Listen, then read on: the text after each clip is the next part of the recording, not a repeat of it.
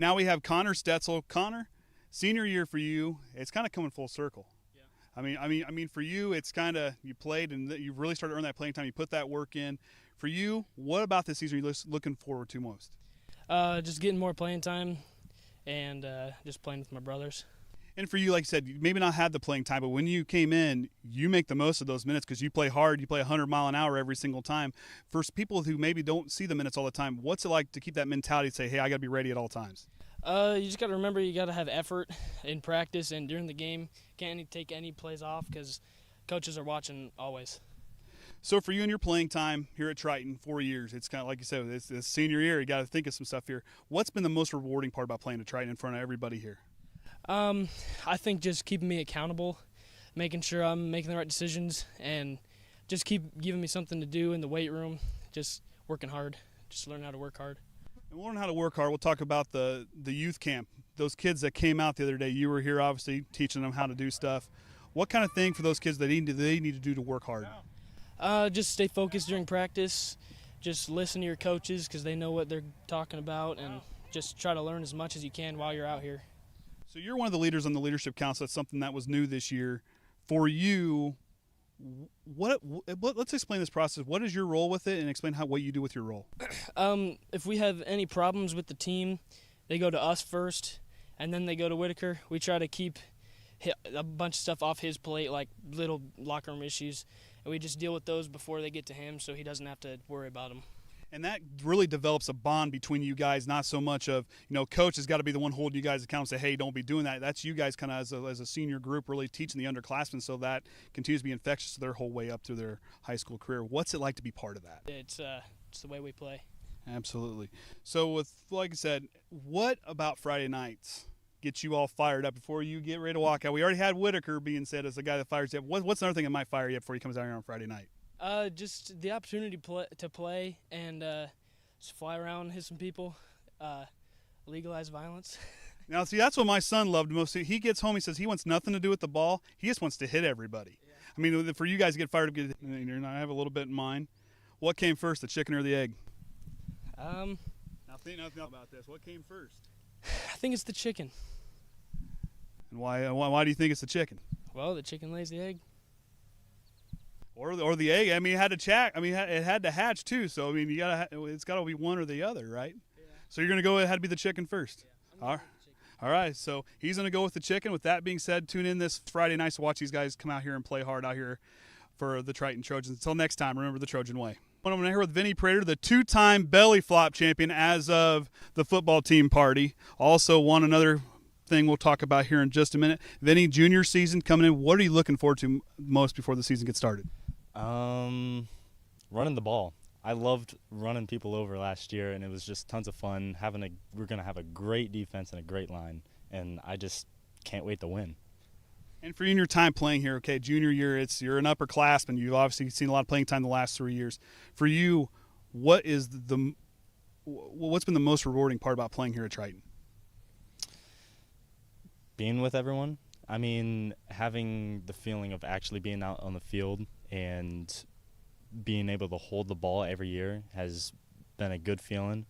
But let alone that, just having everyone out with me and all the upperclassmen from 3 years ago, just having to be able to play with them was a lot of fun.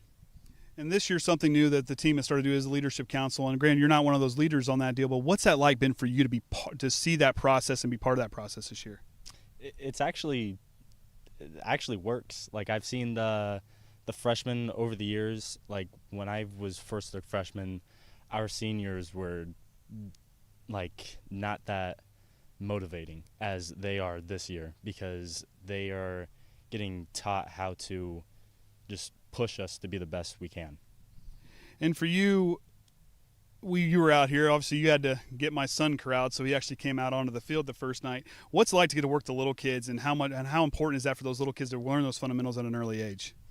I think it's so much fun because the kids are out there, they're just goofing off most of the time, and then when the ball gets in their hand, they just the pure joy in their face is just I just love seeing it. And so, yeah, just being able to see them have fun. I love that. And you did a great job working with them as well. You could see your excitement and how fired up you were to kind of get their attention. And Whit said, yeah, go to Vinny, and all the kids came running to you. That was fun to watch. What does sportsmanship mean to you on and off the field? How important is that?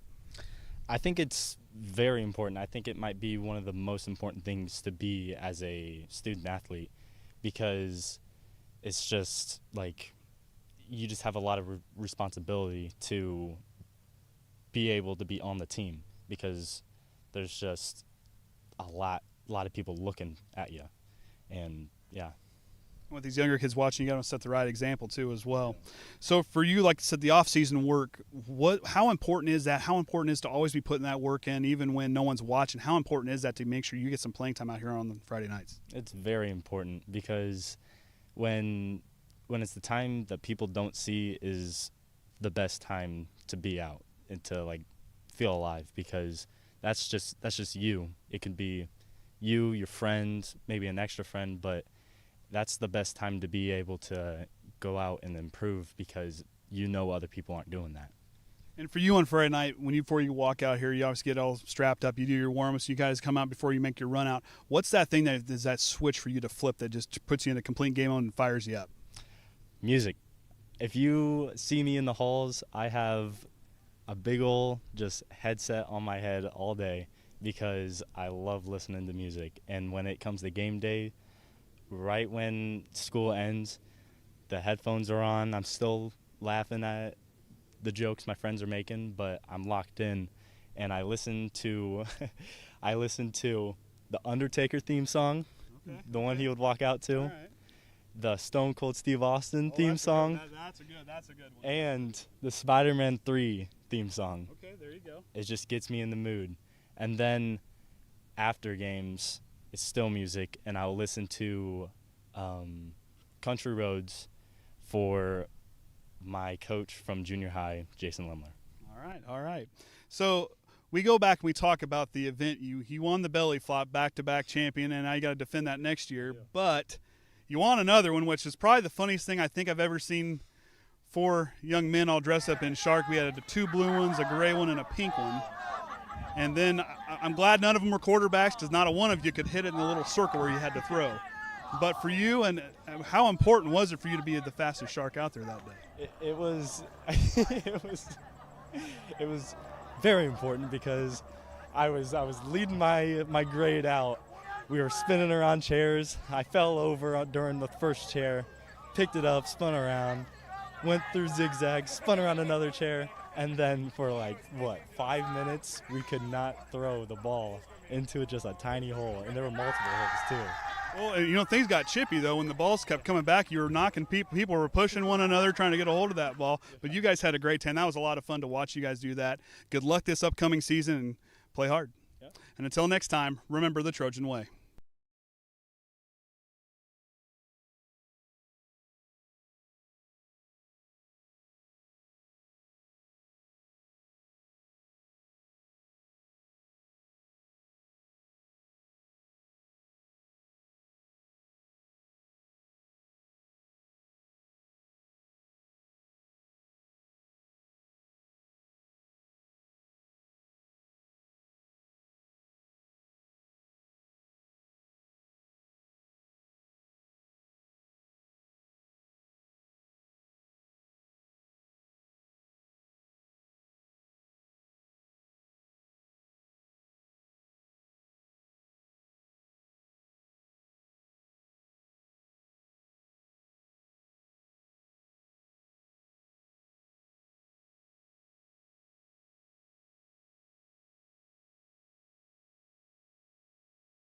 Go ahead and recognize our senior members of the football team, coached by Jordan Leeper.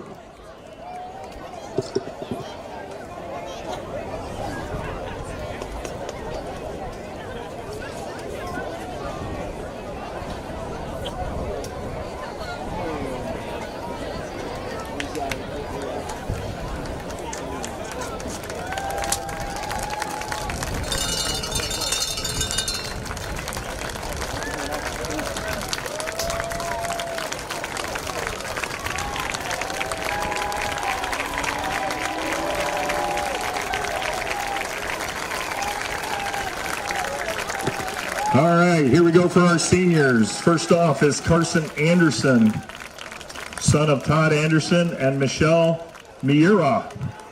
He's been playing football for the Lions for 4 years and also participates in track and field. Carson hopes to study finance after graduation. Carson Anderson. Sawyer Brooks, son of Greg and Betsy Burks. This is Sawyer's 4th year on the football team. He also participates in track and field. After graduation, he plans to pursue a degree in business management and continue his journey in football and track and field. Mr. Sawyer Burks.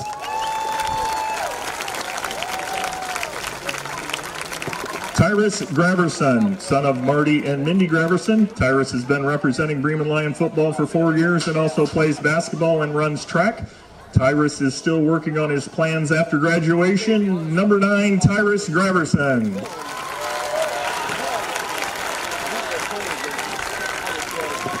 Dylan Goff, son of Mark and Andrea Goff. Dylan has played football for Bremen for 4 years, is also on the wrestling and track team. He's officially enlisted in the United States Air Force after high school. Dylan Goff, number 5. Luke Kincaid, son of Travis and Kim Kincaid. He's been part of Bremen football for 3 years. Luke has also represented the Lions in track, basketball, and cross country. Luke is hoping to run track and cross country at IU, but is still evaluating his plans after high school. Mr. Luke Kincaid, number 14.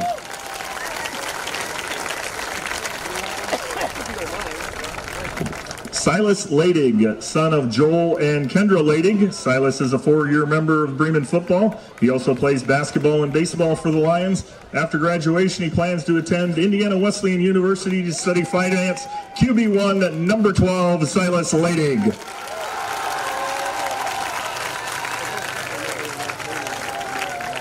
Will Stiles, son of Joe and Deanna Stiles. Will has been part of the Bremen football team for 4 years and also plays on the baseball team. He plans to go to college and study kinesiology. Will Stiles, number 10.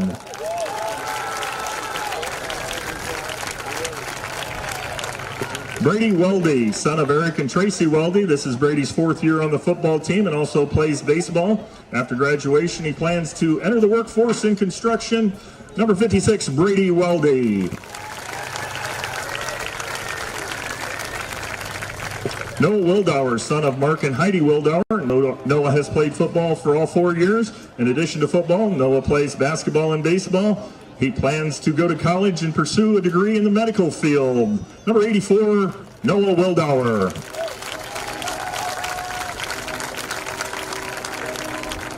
Tyrus Wright, son of Bobby and Christy Wright. This is Travis' 3rd year on the football team, and he's also participated in golf, wrestling, and track.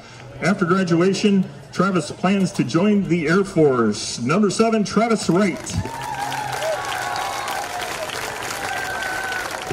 Austin Young, son of Nick Young and Brooke Leiby. Austin has been on the football team for 4 years, also plays baseball. He plans to study forensic science with ambitions of becoming a first response operator for the U.S. Marshals. Number 6, Austin Young. And number 54, senior Jesus Zarinana, son of Jesus Zarinana and Gabriela Reese.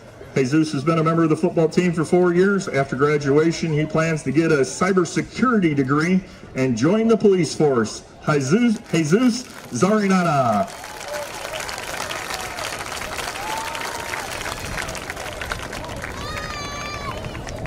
And now the senior members of the Bremen Cheer.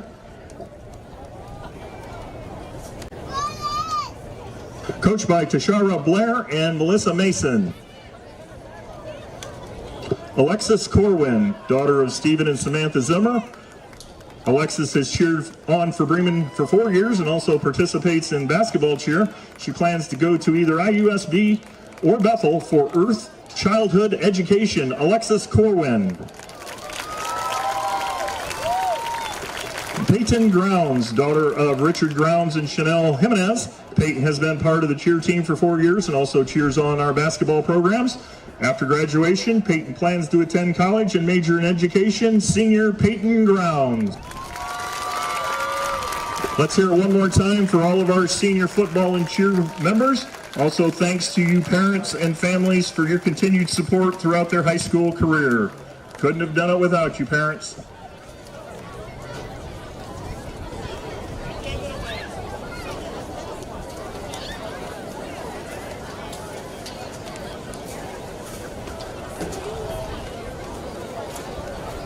Principal Andrew Rohde and Athletic Director Justin Grubbs greet you at Don J. Bungie Field for week number 2 of the 2024 regular season. Bremen welcomes their neighbors from Bourbon, Tippecanoe, and Etna Green, the Triton Trojans. The Trojans are coached by Zach Whitaker, and the Lions are coached by Jordan Leeper. Good sportsmanship is the cornerstone of the Indiana High School Athletic Association and its member schools. Bremen and Triton schools enter this contest with mutual respect, and in the spirit of sportsmanship, we ask all fans to act responsibly and courteous to those around you. Abusive language and disorderly conduct is unacceptable and not welcome at high school events. Let's afford the student athletes, coaches, officials, and your fellow fans the respect they deserve. Your cooperation and positive support for Indiana football are greatly appreciated. Sit back and enjoy tonight's game.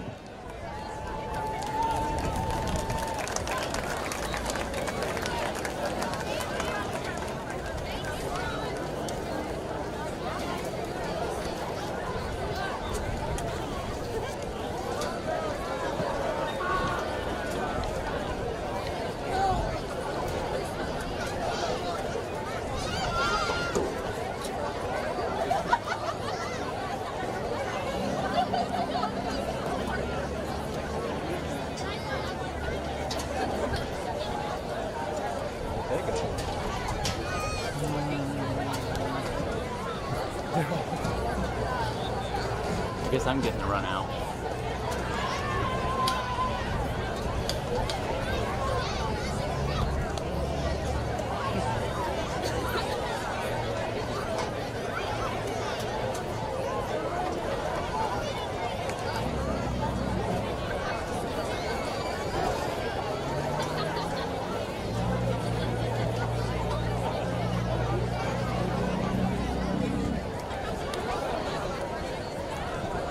Once again, Bremen High School has adopted a tobacco-free policy. Please be reminded that any use of tobacco products is prohibited. Restrooms are located in the high school by entering the doors at entrance number 5, north. All right, welcome everyone to Bungie Field for the 59th meeting between Triton and Bremen. I'm Andy O'Hara. Alongside me here tonight will be Brayton Cunningham, Kenny Barnhart, and the Hall of Famer Orion Limmer. Here for the Triton Trojan Sports Network, broadcasting live on YouTube and the IHSAA Champions Network. Our student team tonight consisting of Caden, Chris, and Silas as they go around doing some videography as well as some sideline camera work. Tonight, Triton comes in 1-0 in the season after a win against LaVille 27-6 last week. Bremen comes in 0-1 against a very good East Noble team, so this is a team that's going to be on the uptick here tonight. As these two teams, as I mentioned earlier, this series goes back to 1965, where Bremen leads the all-time series 53-5. The last time these two teams met here, Triton was victorious here from Bungie Field. I wasn't quite prepared. Triton, of course, coming in number 6 in the 1A, but real quick, everybody, was a little bit of a delay. We had lightning, so that kind of pushed us back just a little bit. I'll throw Kenny on here. So we had lightning pushed us back a little bit, so we're kind of off kilter here. But here come the Trojans. They're going to come this way. We'll have the national anthem here in just a little bit, and when about that time, we'll be back on kickoff, and we'll move on from there. So yeah, about that 6:30, they had just a little bit of a little flash, one flash, and they just said we'll reset the clock just to give it that extra time in there. So. Yep. Started to try to get a 7:30 kickoff then, try to get it in here. So kind of been watching the weather. Don't really see anything kind of coming this way right now, so hopefully it's all past us. If we have a minute, I can do it real fast. Of course, our weather report for tonight's game is brought to you by Triton student athlete Liam Watkins. He said, well, this went back a little bit, so it's going to be a little bit delayed. When the game begins tonight, it'll be around 81 with high humidity and 8-mile-an-hour wind blowing from the west. There will be a small chance for rain as some pop-up shower thunderstorms are possible, which we've experienced here thus far throughout the rest of the day. It'll slowly cool off about 77 degrees with no wind and some light cloud cover by the end of the game. This report for tonight's game brought to you by Triton student athlete Liam Watkins, and you can check his weather reports out on social media at First Warn Weather. So we will have the national anthem here coming up shortly, and after that we'll be back right here on the Triton Trojan Sports Network as it's Friday night, so it's time for football.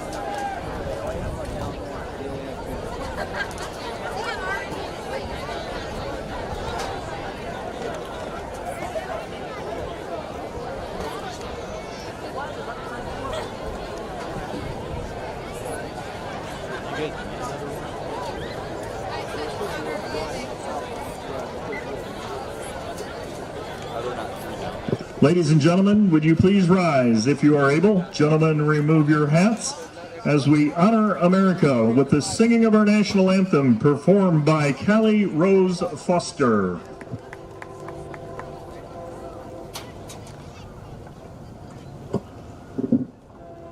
Oh, say, can you see by the dawn's early light what so proudly we hailed at the twilight's last gleaming, whose broad stripes and bright stars through the perilous fight o'er the ramparts we watched were so gallantly streaming, and the rockets wriggling, the bombs bursting in air, gave proof through the night that our flag was still there. Oh, say does that star-spangled banner yet wave o'er the land of the free and the home of the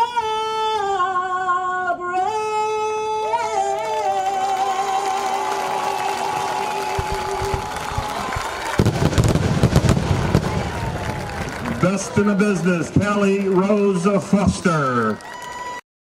All right, the pregame festivities now concluded. The two sides will send their captains out to center field there for the coin toss here this evening. Braden, we were talking a little bit in pregame.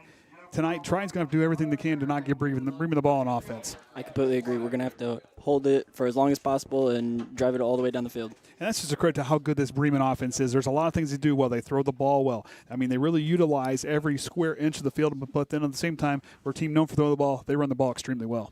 Yeah, they really keep you on your toes. They're going to not just going to run a bunch, pass a bunch, but they're going to mix it all around, and we're really going to have to read our keys consistently tonight. And tonight, we talked about last week, battle of the trenches is where it's going to win. I think where the football game is going to win. Yeah, there's a lot of speed on both sides of the ball tonight, but you're going to look at the line. I mean, Bremen's got a stout line. Triton's got a showed off their strength in that line last week. Triton's got to find a way to really work the edges here tonight because, like I said, they're really strong on the interior.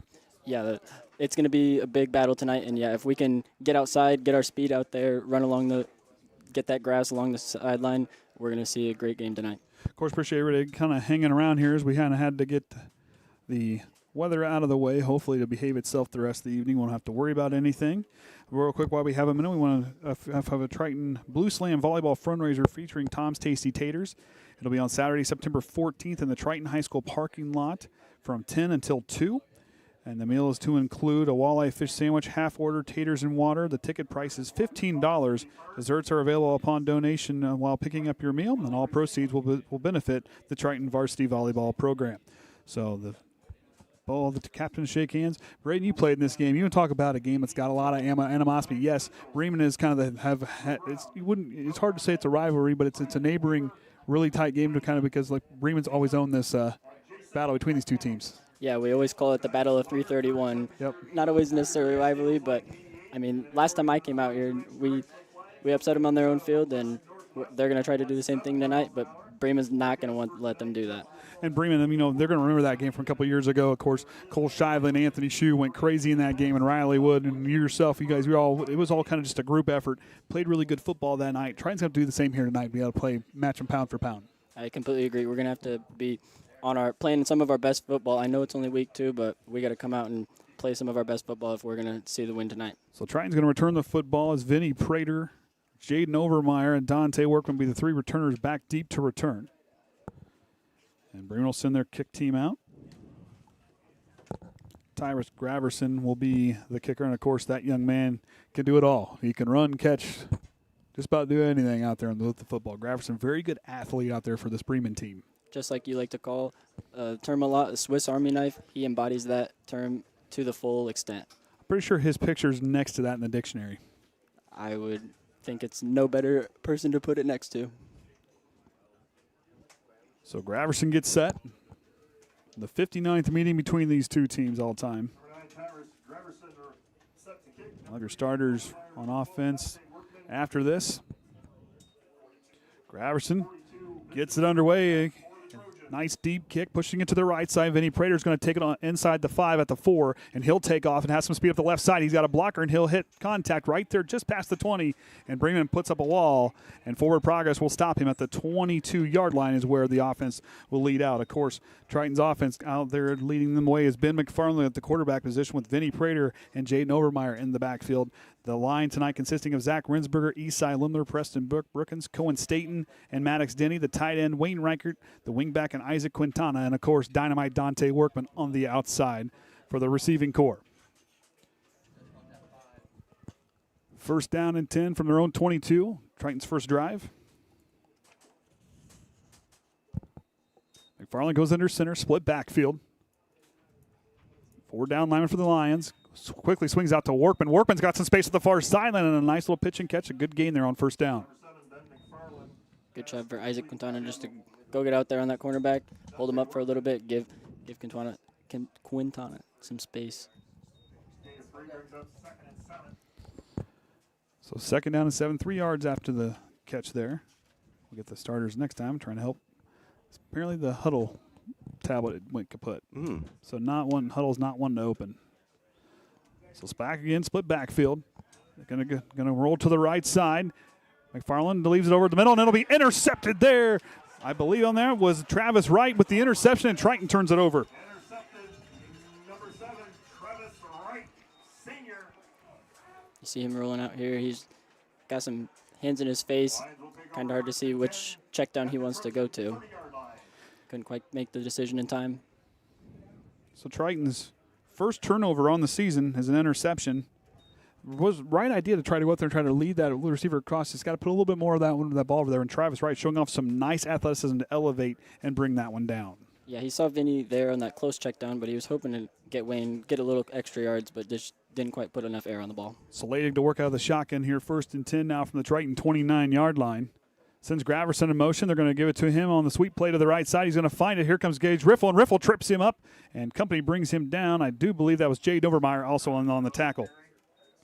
Yeah, you see Jaden get a little tripped up. There's a good pulling guard, get a good block on him, but you see Gage come up, fly. It's what you need to see from these cornerbacks, giving everybody else some time to flow to the football. Jaden makes a good recovery to get him from the backside. Ladig's out there with Austin Young, Carson Anderson in the backfield. The slot out the side, the split in, and Braden Parrish. The flanker and Tyrus Graverson, the kids kind of all over the place. And, of course, the line with Mireles Garcia, Allwines, Burks, and Fredrickson. As Anderson gets up the right side, and Triton does a nice job containing, but a good run there on second down will make third down and about medium. You're going to see a lot of that tonight. That strong side Bremen O-line is very good. They fire out low, and they're going to drive that defensive line back, but we got to fire out just as hard. And they do a really, we talked about that right side of that line. It is extremely good, and they also throw out a very talented tight end who I missed on the starting lineup, and Noah Wildauer.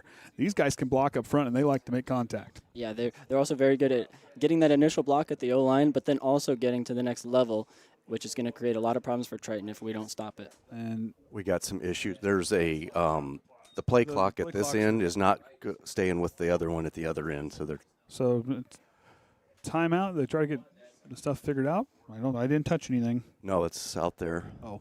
Yeah, because their play clock at the other end is at 25, and the end that Bremen's going down is at 5, and it kept resetting itself. So why we have, I want to appreciate the Bremen athletic department for letting us have up here in the air conditioning. Yeah, they got their brand new. I've been in an air conditioned press box since high school. I'm very grateful for it today. Nice hot practice, coaching my little junior hires. Very happy to come up here and have a change of pace. Nice. Plenty of room up here. Plenty of room up on top, and it was nice to talk to everybody up here at Bremen. Been a fun press box to be part of up here today. As Leeper, and they try to, of course, Bremen's head coach, Jordan Leeper, 55-40 in his 9th season. Lost to LaVille in the sectional championship a season ago. Always have been very successful with these Bremen Lions in his time as head coach. Of course, Zach Whitaker in his second year, 9-4, and lost to North Judson there in their sectional championship appearance a season ago. So to keep going, they're just going to ignore that east end clock, and they said we'll just use the west end as the official one for right now, and maybe at halftime or something they can get something squared away. Maybe the bulbs are out on that left side. Well, it kept counting down, and it just kept counting on its own. It wasn't even when they was starting it. So Mind of its own. They got to get out of the shotgun. Anderson with him in the backfield. He looks down in the middle of the field, nothing there. He's going to try to force it. Now Triton almost comes away with the interception, but might have got away with a little bit of pass interference there. Yeah, a little bit of contact. You see. See if we get an angle on that. ooh. Just a little bit of contact. The players trying to find some real estate between one another. Trying to pass it off to the next zone. Jaden there guarding that flats as an outside backer, trying to pass it off to your free safety on this side. Get lucky there. Hopefully they can stop it on this 4th down as Bremen comes out to go for it. All right. So trips left to the left side now for Leidig.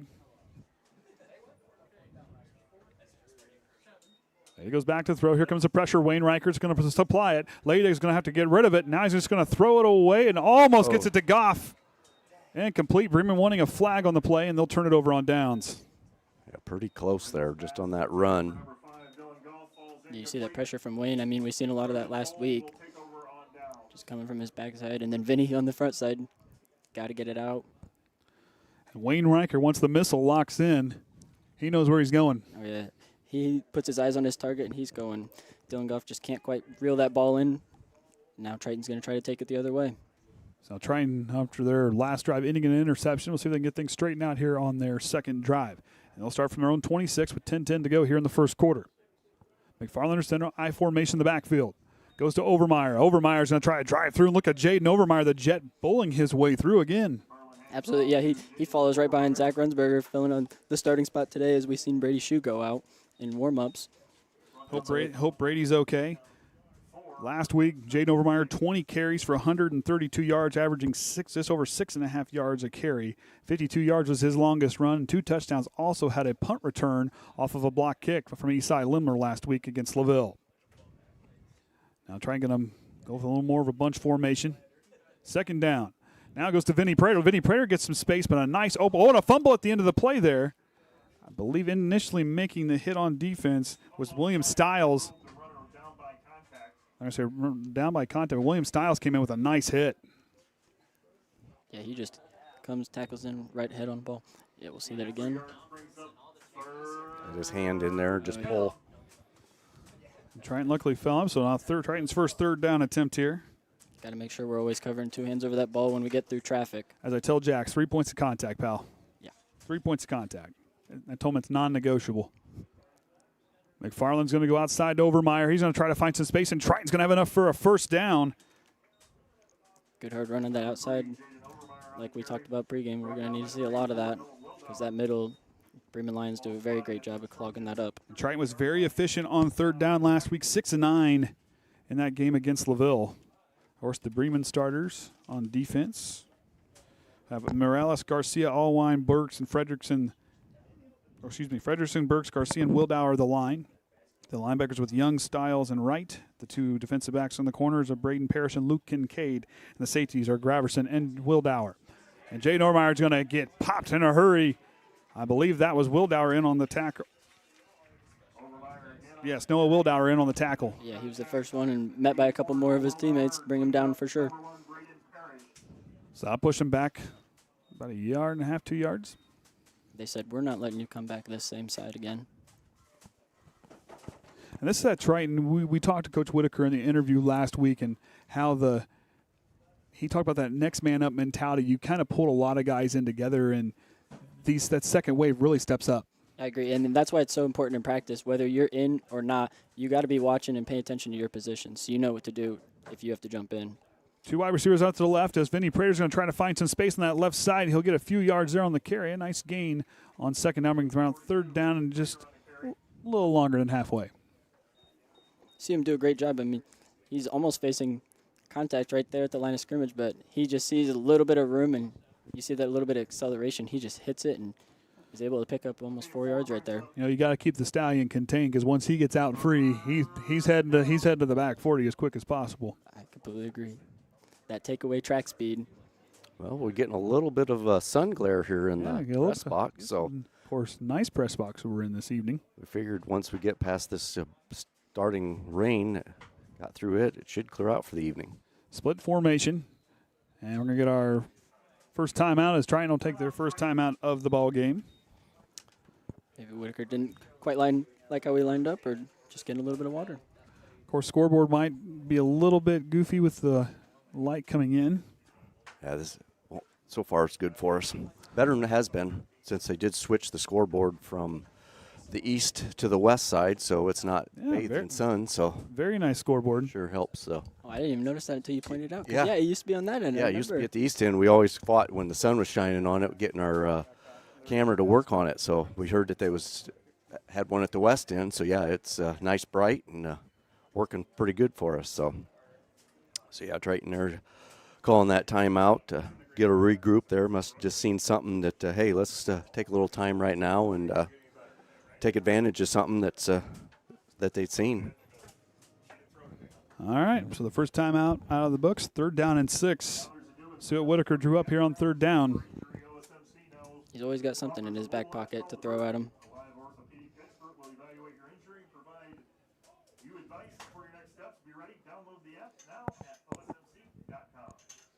So Whithoyle split out left.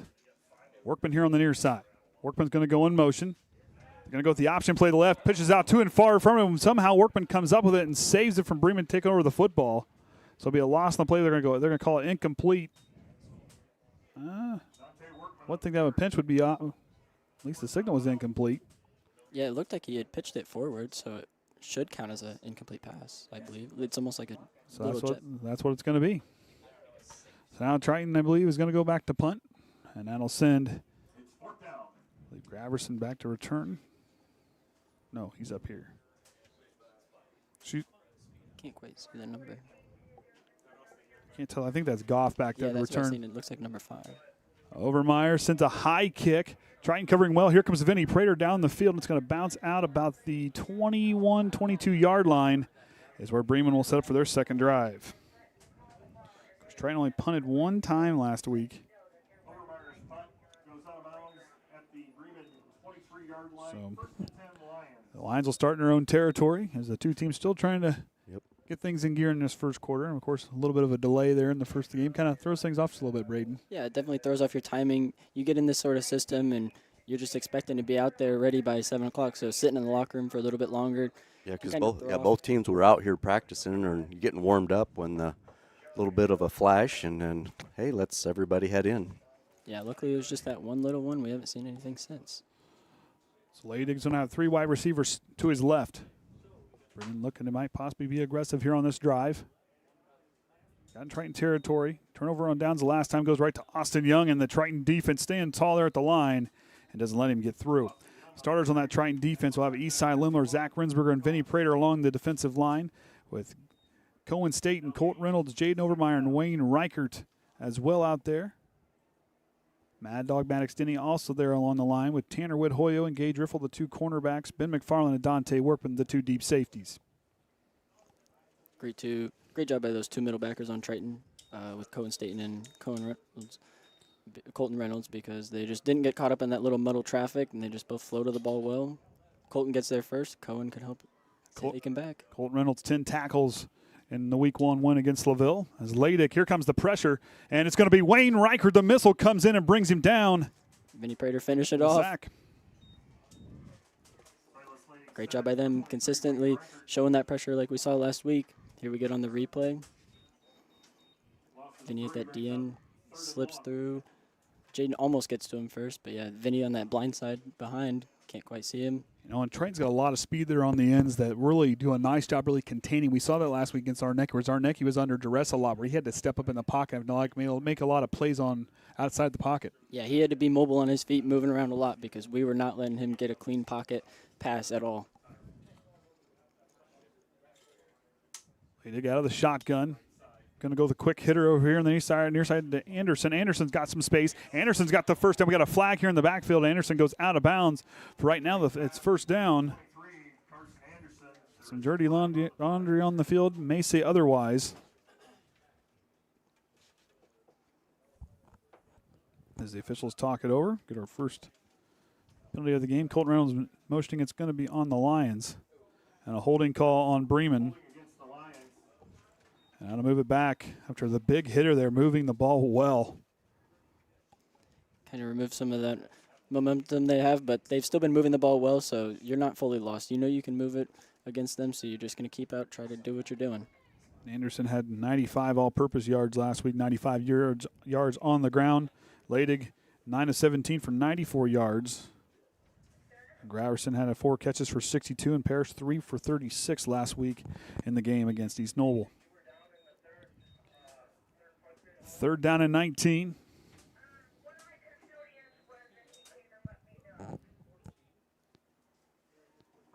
Graverson, 2 wide receivers to his right. Gonna see if they can pick up some yards here. Anderson has the edge. He's gonna try to cut back in the middle of the field. He's on his feet, and here comes Colton Reynolds for the tackle, and that'll bring up 4th down. Great stop by them. And that's one of the things that's tough with this Bremen offense is they'll go out, spread you out a lot, so you got to go respect those receivers, so then they can just run it. And leave a lot of room up that middle to have to get blocked area. Yeah, it makes it a little bit of a mismatched numbers and don't have as much run support. People got to be running a lot further here on the field. So back to kick will be Jack Wildauer. Long snappers, William Stiles. And Workman awaits it back deep to return.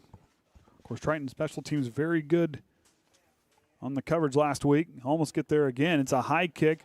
Workman's calling for the fair catch. He's going to let it bounce as he lost his footing, and he'll take a Bremen roll all the way down to the 32-yard line is where Ben McFarland will lead his offense back out on the field for the first drive. Then threw an interception and punt the last time out.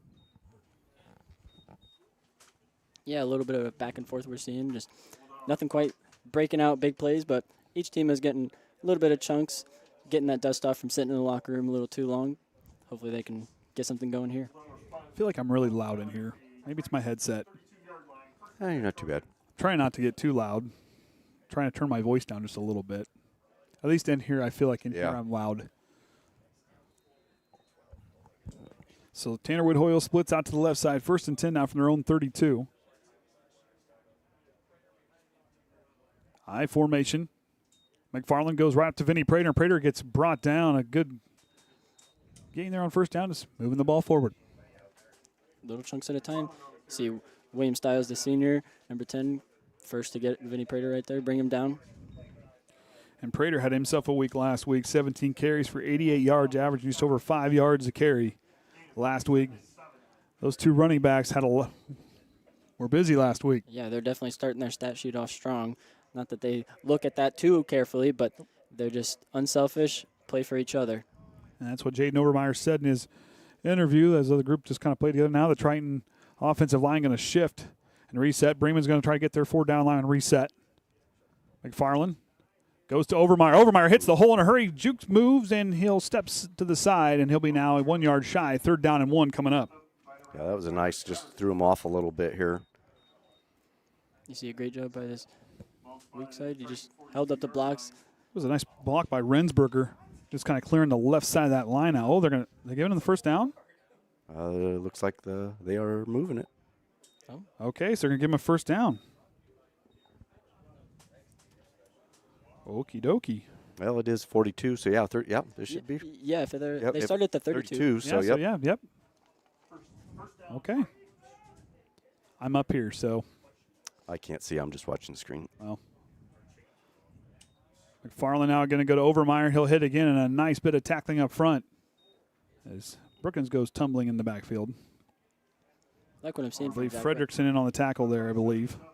Like what I'm seeing there from Zach Rensberger, just going behind. Your block's not there anymore, and you just see Jaden trying to push through. You get right behind him, try to push him, get another yard or 2. And you'll see Jacob Hudson check in. So he runs the play in. I know Braden talked about that last week, or the first week in the scrimmage, about the receiver running the play in. That's one of my favorite things to watch about this team. Yeah, it's very nice. I formation, Young showing blitz. Ormeyer's going to get caught there in the middle. And now third down and medium going to come up here for the Trojans. There we see that battle of the trenches again. Bremen Lions firing out hard. See it pushes our center back on their butt a little bit. It's a battle of who fires out lower. It's all about that leverage, not about size. So this will be Triton's third down attempt here in this first quarter with 1:30 to go on their own 46. They're threatening to try to get in Bremen territory on this drive. Brookins double checking. Triton going to settle back into the I formation. Workman split out to the left side. Bremen going to show blitz back off. Now McFarland's going to roll left. They got a holding. We might have a holding call. This might be coming back as McFarland's up the field, still on his feet. But the Triton fans are fired up, but I do believe this one's coming back. It's a good fake there. I was almost watching Jaden run the ball, and all of a sudden I see, oh, Ben still got it back there. And Ben's a guy who can get out and move. Triton's first penalty here in the first quarter, so that'll make a third down and long there. I do believe it'll be 11, I think.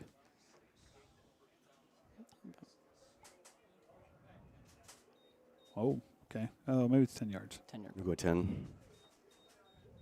So third down and 16 now. Farland picked up the first down, but the penalty drew them back. Now Dante Workman checks in the ball game. Yeah, it's a great way to keep our wide receivers fresh. You just all stay on coach's hip. You're ready to call in the next play as soon as the one's done. Make sure they're all running their routes hard. McFarland goes back under center. Bremen gets the 4-down lineman set. Young showing blitz up the middle. Going to quickly go to Vinny Prater. He'll go through and Bremen trying to rip away at the ball, and Prater will get a nice gain, but it won't be enough to convert the third down. It'll be about fourth down and about 7. So here comes the punt team for the Trojans. A lot of back and forth. And now Graverson will also go back deep with Jack Wildauer. Both defenses holding strong. Must have been watching their film. So Overmeyer back to kick. This will be his second punt. Sends one end over end. And Graverson's going to take it just past the 20 to 21. He'll take off, and Vinny Prater going to bring him down. A nice gain there. About 19 yards on the return. See Mason Hall as your far gunner chasing down there, just slips him up a bit so that, that Vinny can come tackle him from the backside. Always what you need is that gunner outside and contain. So that'll do it for the end of the first quarter, and our score is 0-0. We're going to take a break. Be back here right here on the Triton Trojan Sports Network.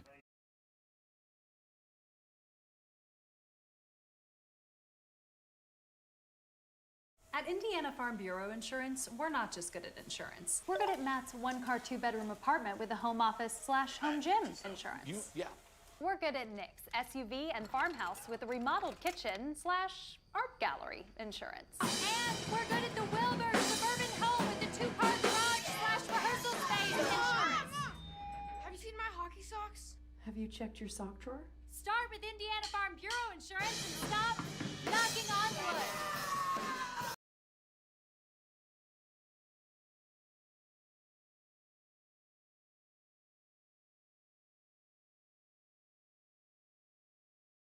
All right, welcome back, everyone, here to Bungie Field as the Trojans and Lions are deadlocked here at the start of the second quarter. Bremen will start with the football from their own 41-yard line. So a gain of 20 on the return. As we flip sides. Yep. They flip sides and work right to left, or left to right. They were working right to left. Excuse me, we're good. Our junior high game against LaVille Tuesday, we didn't switch after halftime. We were really confused about that. The refs asked us to pick, and I guess we got to stay the same way. Leidig takes it, and he'll go to Anderson. Anderson has a nice hole up the middle. He's got speed. He's going to have to cut to the left side, and he'll get brought down, and a big first down for the Bremen Lions. Cohen Staten slow to get up. He's a tough kid. He's not going to pull himself out. Yep, just found that good hole right there off the line and was able to accelerate right up through the middle. So Bremen back in Triton territory for the second time in this ball game. Get that defense woken back up after that little break. It's a nice job on that left side of the line for the Lions. Set it up.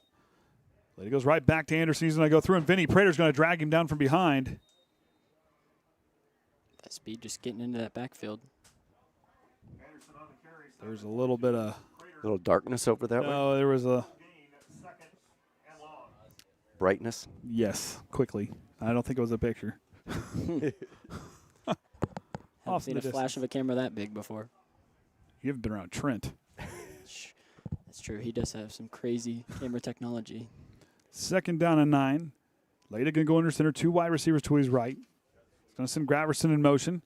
Going to fake the toss outside. Goes right to Anderson. Opens up the hole big time, and he'll get a big first down for the Lions. Yeah, that was a good pitch there. Yeah, you get that motion to move people around a little bit. Fortunately caught Colt Reynolds over pursuing just a little bit on that play. Saw Graverson, and why not? He talk about like an incredible athlete. That's exactly what he is. Oh, yeah. He's going to see a hole. He's going to hit it. And yeah, the line did a great job of just opening it up right there. I mean, you don't have to have any vision. You can run right through that hole. Right back to Carson Anderson, and this time he's going to get brought down. Cohen Staten must be feeling better. Helps bring him down. We'll try and say they have the football, but they're going to say that it was down by contact.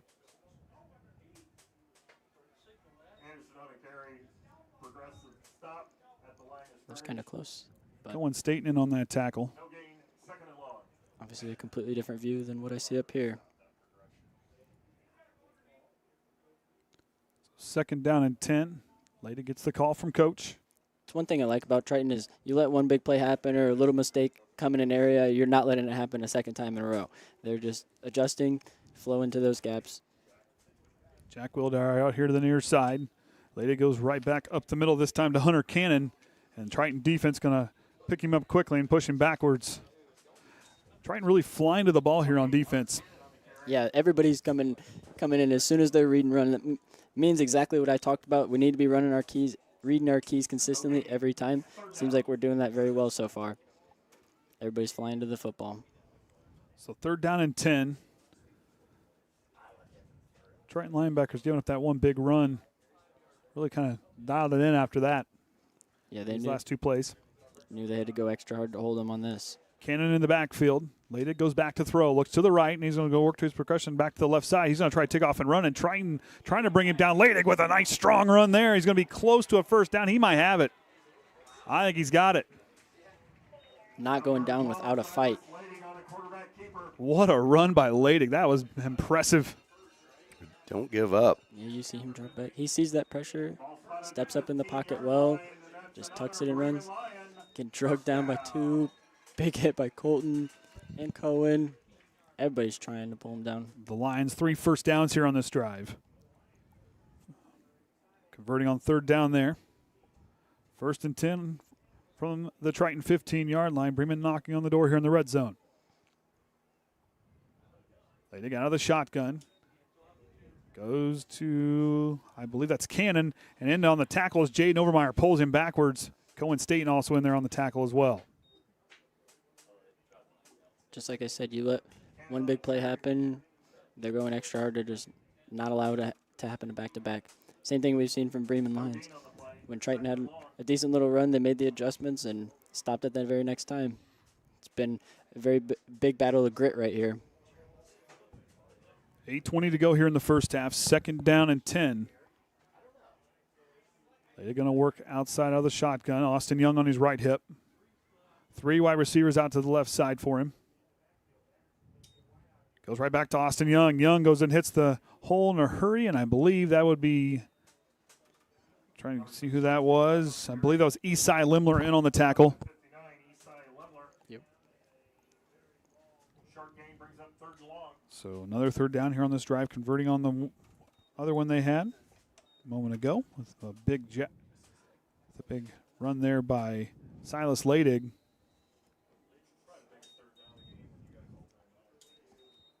So both teams now we've seen here in this first half calling timeout on a pretty pivotal 3rd down. Yeah, I mean, the coaches are very smart, and they want to make sure that they're drawing up something well to get that first down. especially with the deadlock game. Every little possession counts.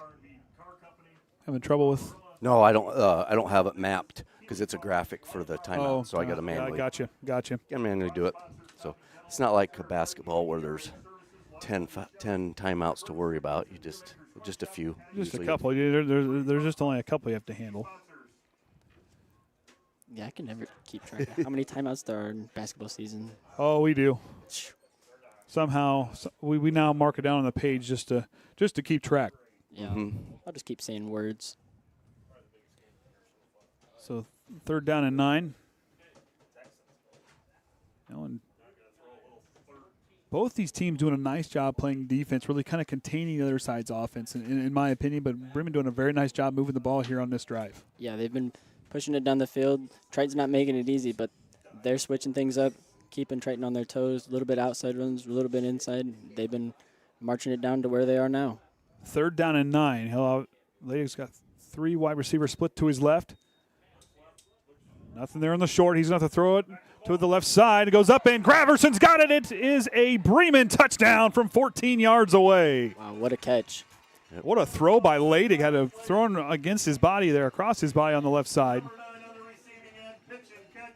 Oh, good view right here. Yeah, they got a good view right here.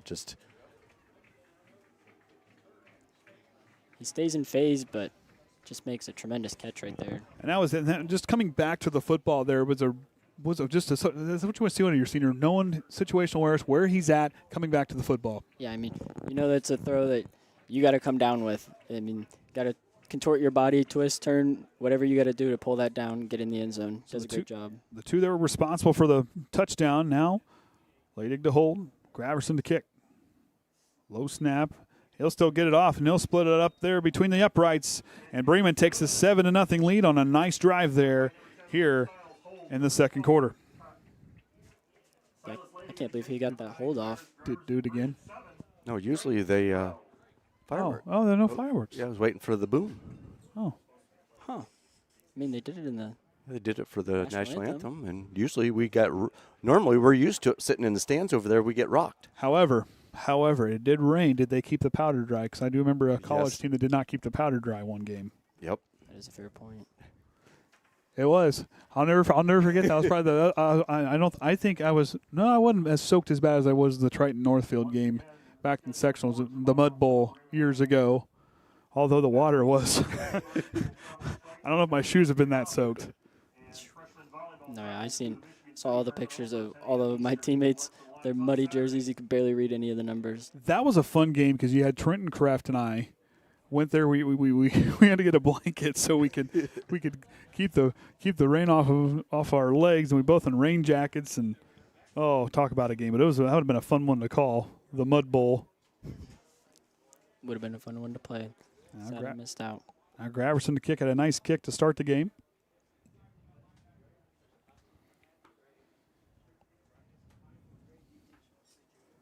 Got 3 returners back there.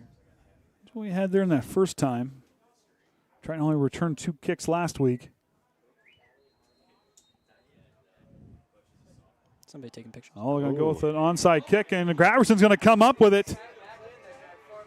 And it went the full 10 yards, and what a play there for the Lions to get their drive. I mean, that was... Caught them off guard. Caught us off guard for sure. Yep, the Pat McAfee onside kick. I like that. It's true. Yeah. I mean, Pat McAfee did the exact same thing. That's my stepdad's all-time favorite player right there. So now they'll get their second drive here. Triton is, like I said, you got to get this Bremen offense off the field because they can work the clock just as long, and we saw it last time they put it in the end zone. Yeah, it's going to be a battle of the time possession right here because either team can move the ball if they're holding it for long enough. Got to make these stops here, and they got a little bit of momentum right there. Ryan said rain is coming. Is what he...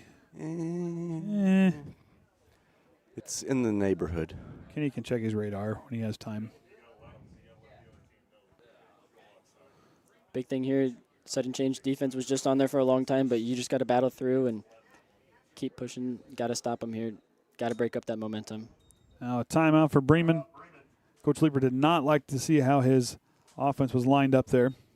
So first down will be momentarily. So now Kenny can check and look and see if what we're seeing on the radar. There's some down by Plymouth. It might mosey its way up here. Let me see if I can get a. He does have Silas up there to hold the umbrella, though.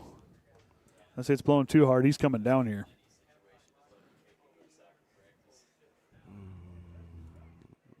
Boy, it's nice. A little bit bigger screen. You can go. Yeah.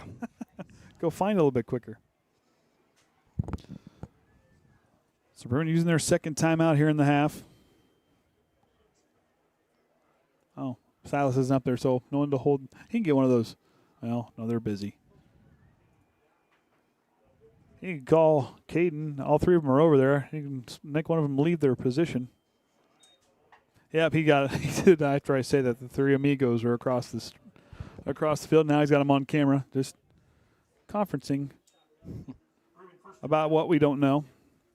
They got out of the shotgun. Going to send Graverson in motion. Fakes the pass. He's going to go up top. Riffle on the defense. It's all over past him. Intended on the receiver was Braden Parrish on that far sideline. Nice job by Riffle to mirror him all the way down the field. Yes, staying in position. As soon as you see him breaking your little cushion, turning your hips and running with him the whole way. Kenny's figuring out a way to throw the radar up on the. Make sure everybody knows the weather update. So second down and 10. Two wide receivers left for Lading. Goes to Anderson. Anderson just continues to run the ball extremely well. He'll be close to a first down, maybe a yard shy. Third down and 1 coming up. Saw Vinny Prater make a little bit of adjustments, take a step outside. Just unfortunately, it's not where they ended up going. Come up the middle, but he still gets in there on that play. Bremen doing a great job of just driving this football. The line is doing their jobs to a T, firing out low, driving back, getting to the next level. As Triton defense here, I mean, this is a huge third down, third and short. You imagine a nice little short run, but you never know. Triton kind of stacking the box. Lading goes to Anderson, and here comes the big tackle. Colton Reynolds, the torpedo, finds his way through the line. It's going to be close. And they're marking fourth down on the far sideline. So they're going to mark him short. And Bremen going to go for it, absolutely. Great job by Colton. And just, you know that as a middle linebacker, third and short, you got to know those situations and know what's coming at you. So you got to fly in there, give it extra effort. Great job to get in there and make the tackle. So fourth down and a short one for Lading. Look for the QB sneak. Nope, going to change his mind. Going to go to Anderson. Anderson this time will have enough, and they'll convert on fourth down. It'll be their fourth first down of the ball game.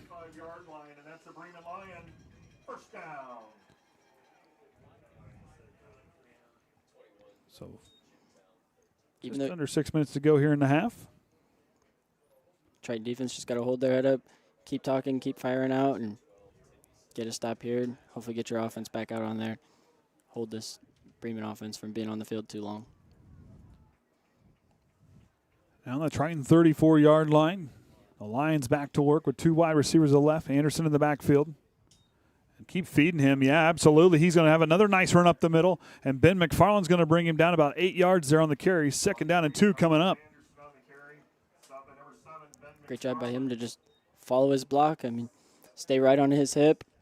And you just let him lead the way. And great vision to just stutter step when you need to and get all the yards you can. And Anderson doing a nice job running the football.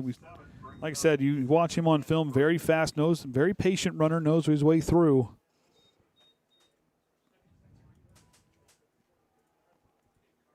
And that's that tough part about that spread offense. Now they bring it in a little bit. Going to go right back to Anderson. Here comes the Triton front line. Initially hitting, I believe that was Esai Limler. And the Cyclone gets through. For Esai Limler, another tackle for loss for him. He was in the backfield a lot last week. He's got these clouds to represent his name. Looking a little dark out here. And Bremen has held the football the entirety here of the second quarter. Yeah, they're winding it down. Time of possession, winning it well here in the first half. They lead by 7. I'm going to have to adjust the we're getting enough glare now on the Starting to fight. Yep. Cannon in the backfield. He's going to throw it and mistimed on the route. As that pass falls incomplete, intended for Jack Wildauer on the outside. Just a little bit of miscommunication there. He thought he needed to run a little bit further down, and QB was thinking it was just a little 1-2. 4th down and 6. And on comes the kick team. And I believe Graverson going to attempt a 40-yard field goal here. Oh, no, more than that.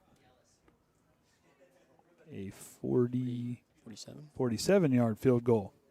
Always forget, don't go off the spot of the ball. Just add 10. He was hitting them earlier.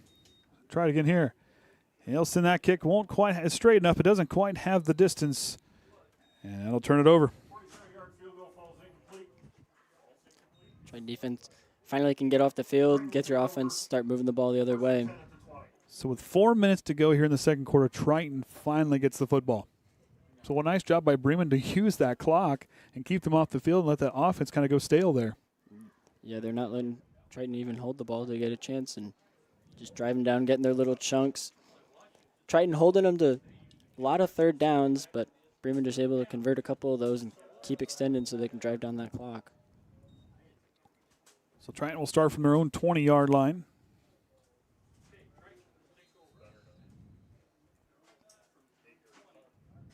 Split backfield, or offset eye. Quintana split out left.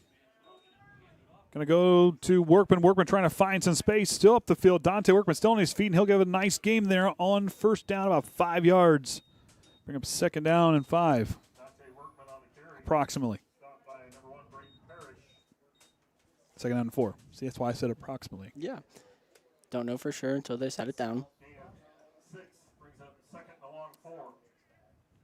Not sure what to do with myself. I don't think I've ever sat down at a football game that I've called. We can switch spots if you want after half. We might have to. Just to get you woken up a little bit? I don't know. I'm awake. I'm just out of my element. Now goes right up the middle to Vinny Prater and the Lion defense. Will only allow him to go a couple yards up the field. Got 3rd down and short. Might have got 2 yards on the carry. This is a big 3rd down for Triton. You cannot just let yourself go 3 and out after only touching the football once this entire quarter. Triton's had 3 drives. Interception and punting on the last 2. Trying to get this offense rolling. Bremen will start with the football in the second half. Triton needing to get something going here. See what Whitaker draws up. As you see, a big shift from whole Lions defense. Jumbo's set now, going to go with Overmeyer. Overmeyer trying to bounce the outside. Jaden Overmeyer has the edge. Graverson's he's going to try to stop. He's trying to fight his way from Graverson. Still on his feet and to pass the midfield, and he will get into Lion territory on that big gain there on 3rd down. Here we look at that replay. Big speed got Vinny gets leading the way. Jaden just follows behind, gets some space, sticks that arm out, gets separation, spin out of it, continued running. Great run there by Jaden Overmeyer. Exactly what you need to get some momentum going for this Triton offense. We talked earlier, Triton may want to look to use that speed on the edge right there and to try to see if they can kind of get outside of that 4-3 defense. Yeah, that 3-stack back, you don't have any rolled up outside backers, so it takes a little bit more time to seal that edge, so a lot of sweeps hopefully coming. All right, back to Overmeyer. He's going to bounce it outside. Now he's going to get met at the line, and he'll continue to fall forward. Nice dive to hopefully pick up a couple extra yards. 2nd down now, after about 2 yards. So must have got out of bounds. They asked to stop the clock.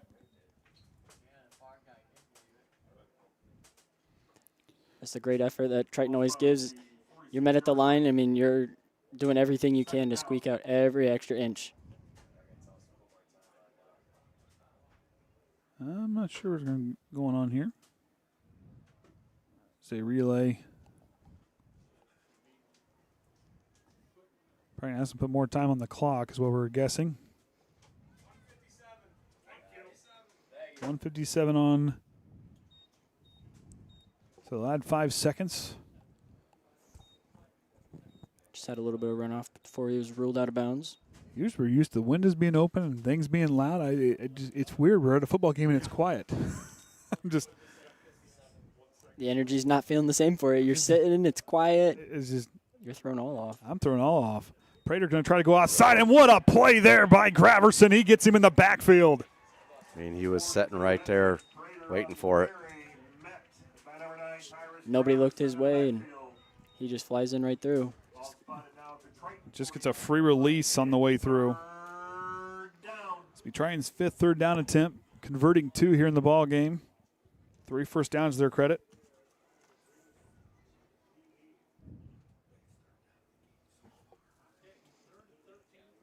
Again, a big play. A minute and a half left in the half. You don't want to be giving it to the Lions as they can do some hurry-up offense, try to get it in that end zone.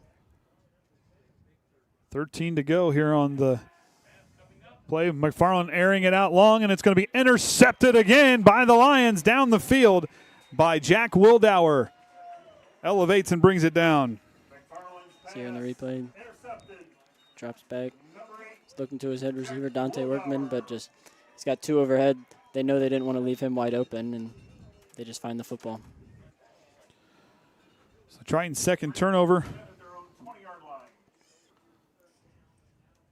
So the Trojans have a lot to talk about there at halftime. 4 drives, not ending where they'd like it to.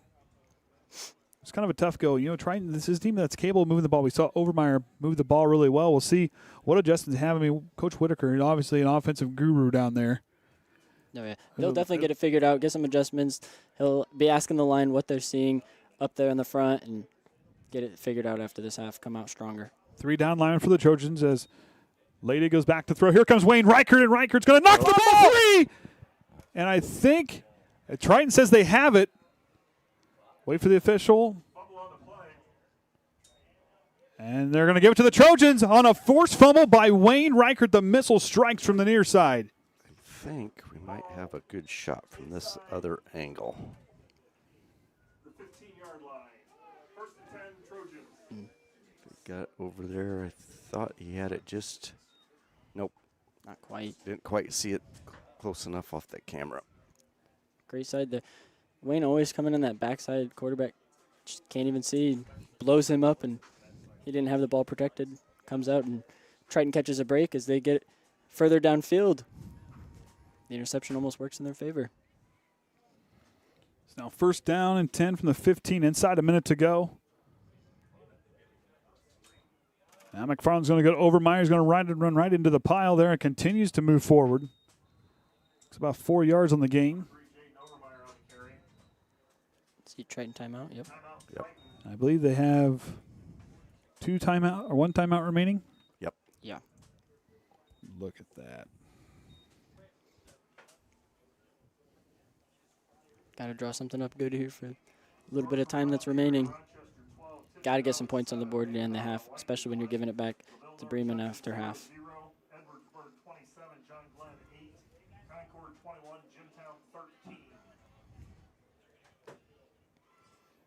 And that's what you say about that Triton defense. You come out, yeah, you throw a pick, but you don't let it hang over you, and you're just next play mentality. You know you got to come out, fire out hard, get a stop. Luckily, you can get the ball back in your hands. So Kenny throws up the weather there. There was some over that way.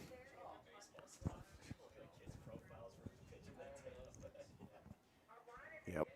Just a little bit of light off there to the west. Hopefully that doesn't matriculate into anything to have another delay. To the southeast of us.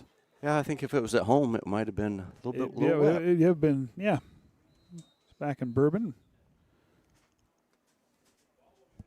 Now trying deep into Bremen territory after that strip sack.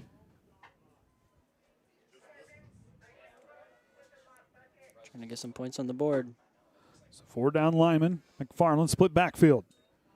Goes outside to Vinny Prater. Prater trying to find the edge. Prater trying to get upfield, and he'll get brought down. Another nice play by Graverson. Couldn't quite stand that block. He just dips and rips off of it. So you're going to hurry up and a hurry-up offense. And Triton's only got 1 timeout remaining. So at least maybe get something off of here and then do a timeout. Looks like it. Yeah, I think you're right with that. Trying to get set. 20 seconds now on the clock. McFarland fakes it. He's going to roll right. Here comes the pressure. He's going to have to get it out. He's going to go to Prater, and it's going to fall incomplete. That'll stop the clock with 11 seconds to go.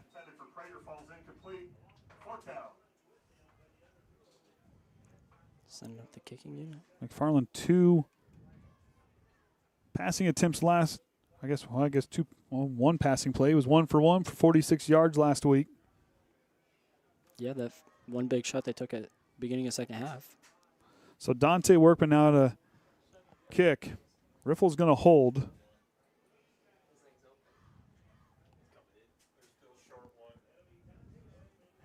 Might be starting here. Dripping up there a little bit. And Triton's going to take a timeout as Whitaker going to bring the team back on the field. Might be asking them what they want to do with it. And that's what Whitaker does. I mean, we talk about the leadership council and or the thing that he has with this team there. He puts a lot on his players, and I think that makes them better leaders on and off the field. Yeah, it makes them better football players, better leaders all around because he's not making those tough calls. He asks them, what do you guys want to do? And that's what he's always done while I played for him, and he continues to do so because you want to know what your players want to do. You want their input. You want to know what they want. And if they want to go for it, he has full trust in them that they're going to fire out hard and do what they need to do if they say that that's what they want to plan. And he does a nice job communicating with his team because, like we said, Bremen starts with the football to start the second half. Workman out a kick. It'll be about a 27-yard attempt here for Dante. 11 seconds to go in the half. Plenty of leg to get through. Bremen stacking the line. Holds down. Workman's going to drive the kick. I think it's going to split the uprights, and it does. And Triton strikes from 27 yards away for the field goal.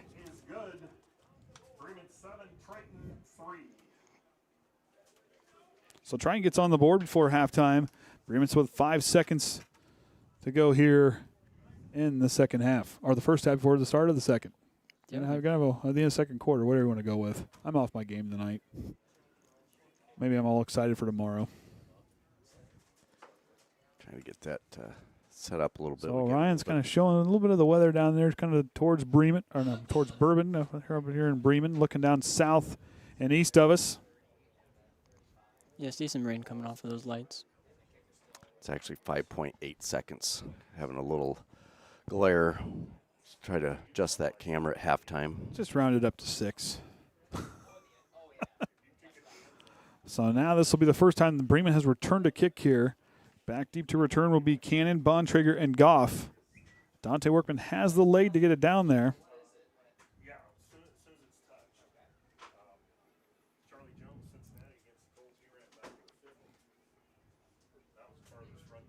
Wonder if they try to return it or need to try to get some sort of offensive playoff. Triton will have to cover. A lot of speed back there deep to return. Yeah, never out of the question. Saw it first play of the game when I played Pioneer my junior year. Kickoff return right away. Workman settles in. And he's going to send it. He's going to kind of go with an onside, a little kind of a short kick. It's going to fall, and Triton's going to fall on it. I think Triton has the football. I don't know. I can't see it. No, Bremen fell on it. It dropped just behind the player. We can see if Kenny got a quick look there. Kind of chopped it there, pushing it to the right side. Just floats it in there nicely. Kind of hits the ground, goes between his legs. Oh, and a nice job by, I believe that was Parrish that fell on it. Yep, got a hand reach out far enough to get a hold of it. Yeah, great job. Over pursues it a little bit, but yeah, just reaches, stretches all the way out to pull it back in. So 4.3. He has a chance to take a shot here.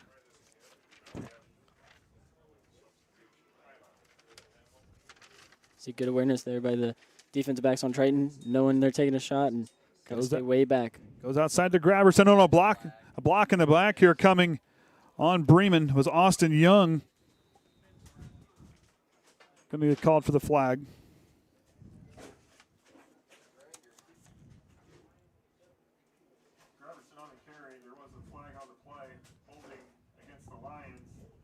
Legal block in the back is what we're going to go with. And I believe they probably will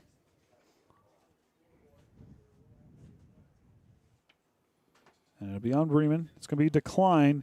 So that'll be the end of the first half, where Bremen leads 7-3. We're going to take a break here at halftime. Be back for the second half from Bunge Field right here on the Triton Trojan Sports Network.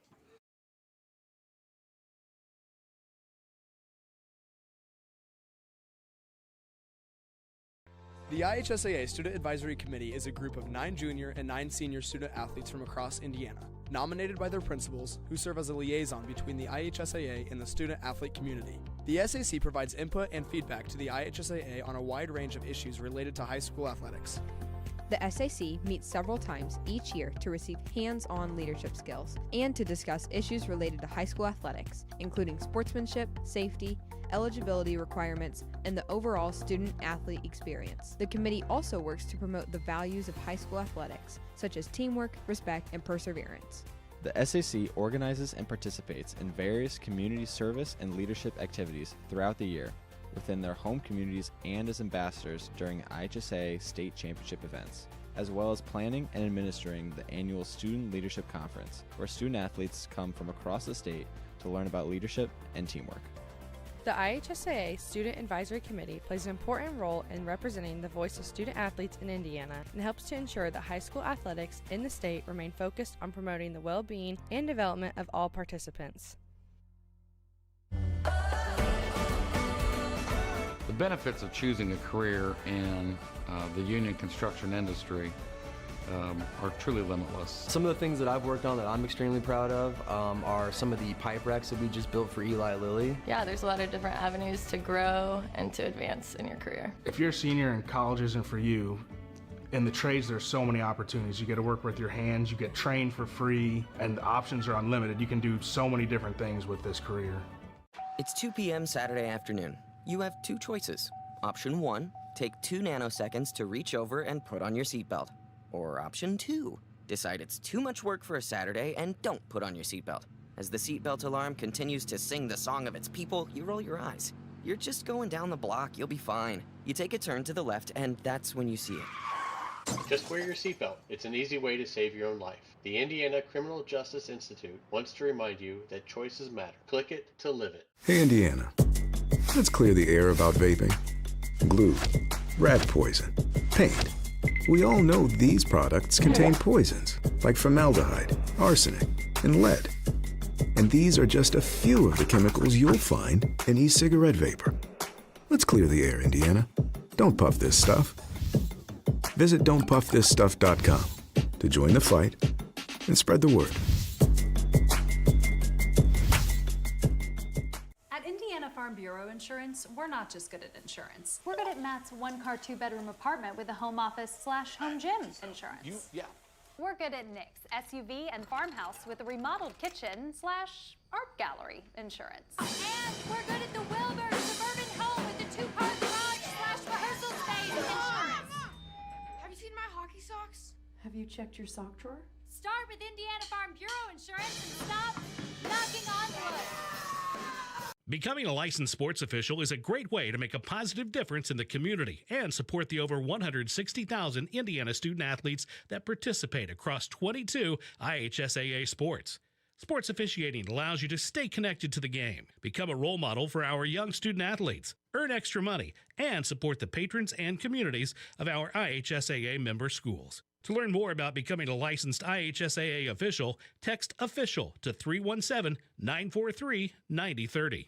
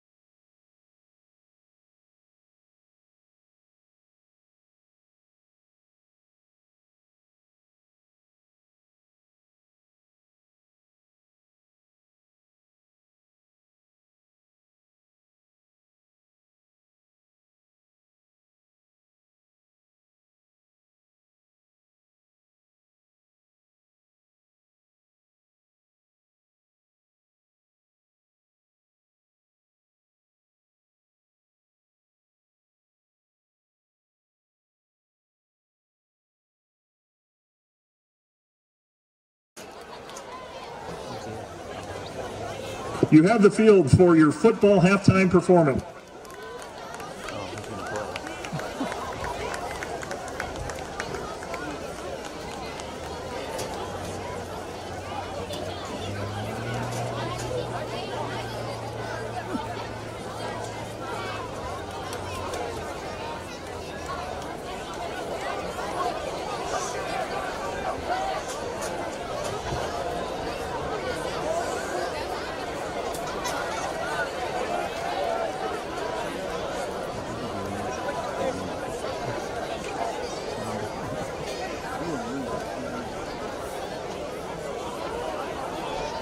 It is.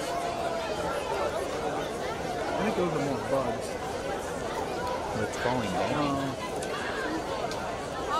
But no one has an umbrella over there. It's probably behind them though.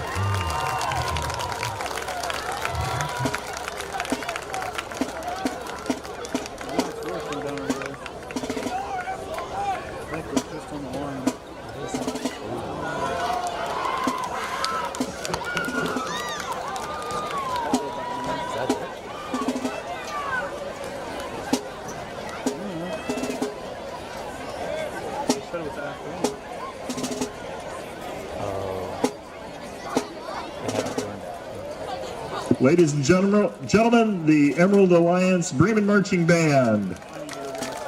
Emerald Alliance would like to thank our platinum sponsor, Wagner & Wagner LLC, for their $1,000 contribution to the band program. Thank you for your support of the arts in Bremen.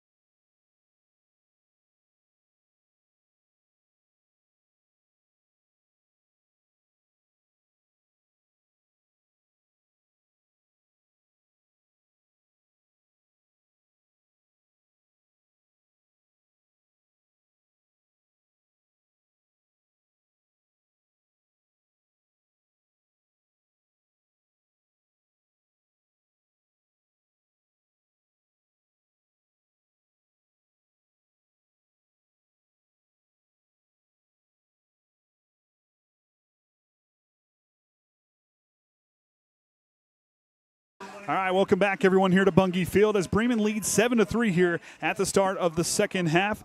As Bremen in that first half, you saw them, Braden, with 6 drives that really did some outstanding work with they kind of struggled there to start with, got the touchdown, then they had the missed kick, but yet they moved the ball really well.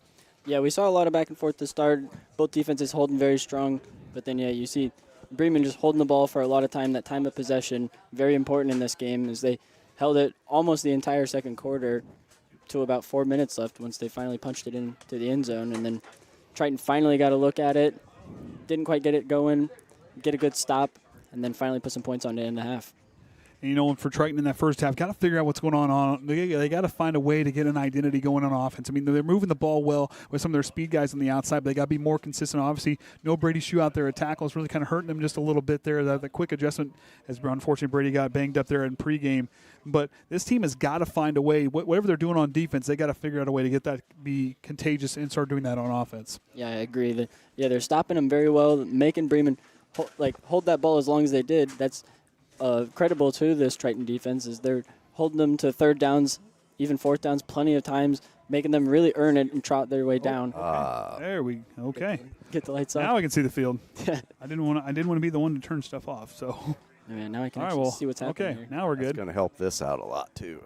But if you look back at what Triton's defense is doing, they're really firing off the edges. They're really containing things very well. I mean, there's a lot of speed out there for this Bremen team. They can spread it out. As we see them run that spread offense, Triton's doing a nice job containing that on the edges. Their edges and the linebackers are doing a great job here tonight. Yeah, they're setting the edge very well, not letting things get outside to that sideline, because we see a lot of speed from Bremen, just like we have here on Triton.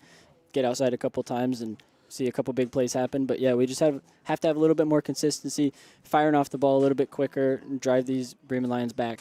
And we'll see what adjustments they make going here in the second half for Triton, a team that, they move the ball so well. There's a lot of athletes out there on the field, but yet this line, while possibly, if you want to consider a bit undermanned right now or maybe a tad undersized, this is a group that can move the football well. This is a group that has worked hard. They've been in the weight room. They've put the work in. It's now time for that to translate.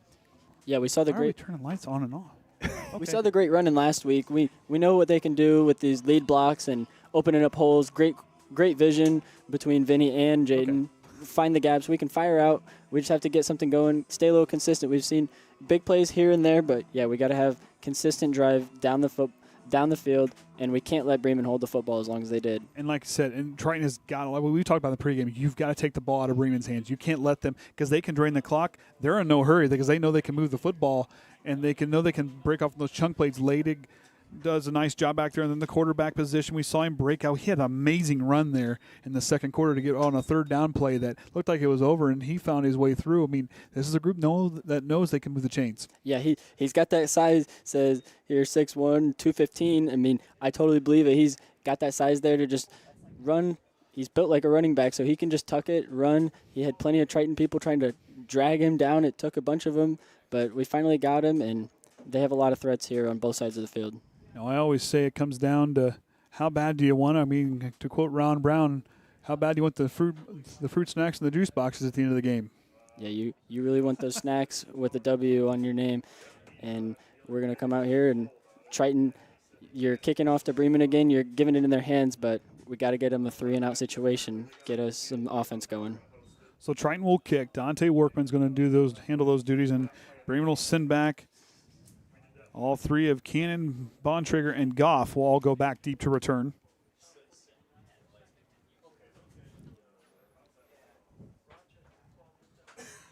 Yeah, this is much easier to see with these lights off now. Yep.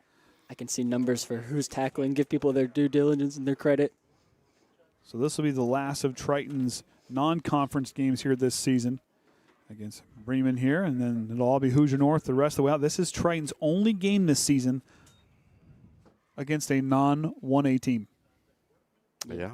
Very different. Very different. Used to play a lot of them. So we get a chance. We'll throw that schedule up here when we get a break, what the rest of that season looks like. Workman's going to push the kick to the middle. He's going to stay right down the middle there. Going to be returner by Cannon. But here comes Isaac Quintana down the field like a missile and brings him down. Wow, he turned on the Jets there, breaks off his block. No one was stopping him to get their football. Not letting Bremen get some good starting field position. Going to make him drive all the way down the field. Well, he must have been talking to Wayne Reichert. He fired right down there just about the same. Yeah, they were just side by side. Oh, Chris must be walking. Yeah, we're not hooked up. He did take his camera, right? Yeah. I know Caden's up top right now. We'll see where. Not sure where Chris is over there, I think. I don't know where he's at. Well, anyway, so Bremen will start their first offensive drive here in the second half from their own 24.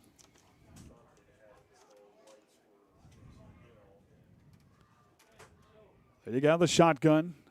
Going to go to Anderson, who's ran the ball extremely well, and he'll go forward for a few yards there on the carry. Nice gain there on first down for Anderson.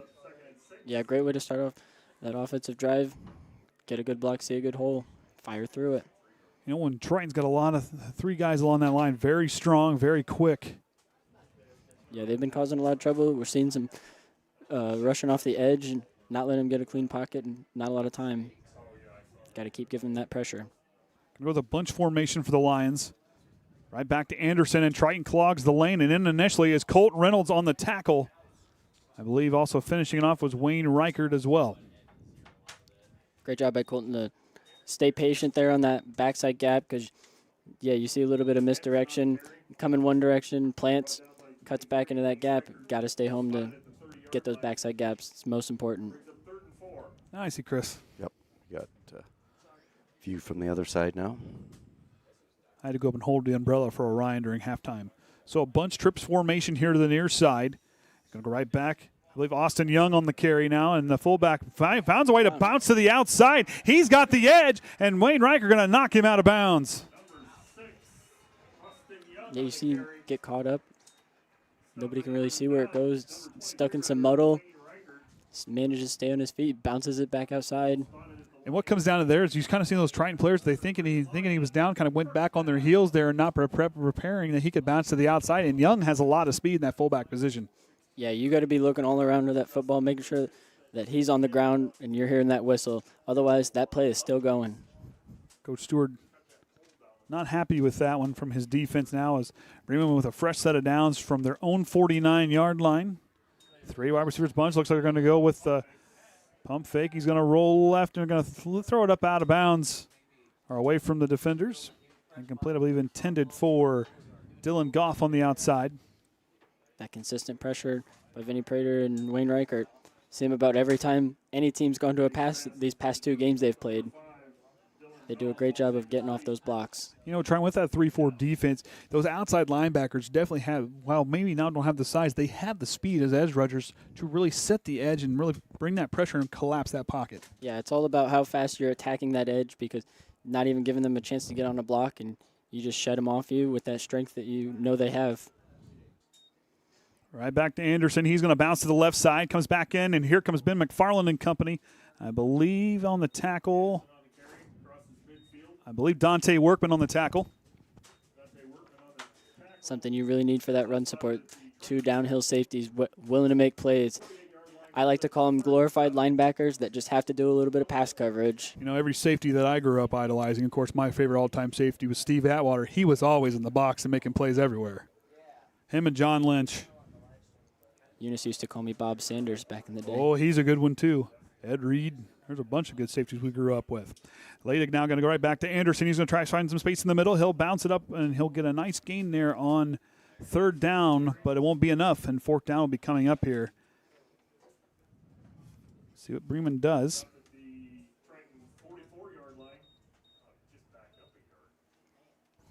Looks like they might be getting sent into play. Oh, we're going to send the kick team out, looks like. Change my mind. So fourth down and 3. They'll elect to punt. Coach Bremen with some trickery after their first touchdown of the game with an onside kick. A nice play. Our friends here at Bremen down here to our right-hand side said shades of Pat McAfee in the play that he had with the onside kick attempt. Yeah, that was a great job by him. And, yeah, for Triton, yeah, you see the fourth down, you see the punt team out, but you saw that trickery earlier. You know something tricky could be coming here. Should have play clock. Play clock's out. Yep. Gone. Now we'll get the penalty to delay a game. Yeah, that was almost 3-4 seconds. Took him a second to look up. Yep. Which they are still out of. They still are out of sync. So there's, but it is in Bremen's favor right now to be looking up to see that. Well, and then you go back kicking from the 50, you have more space. Well, I don't know. Might take away a little bit more of that threat for the trickery, though. Less likely since they got backed up. Wildauer back to kick. My goodness, back to kick. Workman back deep to return. Wildauer gets it. He has time. Almost past the hand of Vinnie Prater. Down the field. And we're going to get a flag over here on the play, on the near side official. Wonder what happened. Not sure what's. The flag's on here. I didn't quite see the play here. I saw players tied up. I was watching the kick, making sure Triton players didn't get in the way. So a hold called on the. I'm going to say illegal block in the back on the Trojans. So trying to pick up their second penalty here. And a change of quarterback as Gage Riffle now going to come in and be the man under center.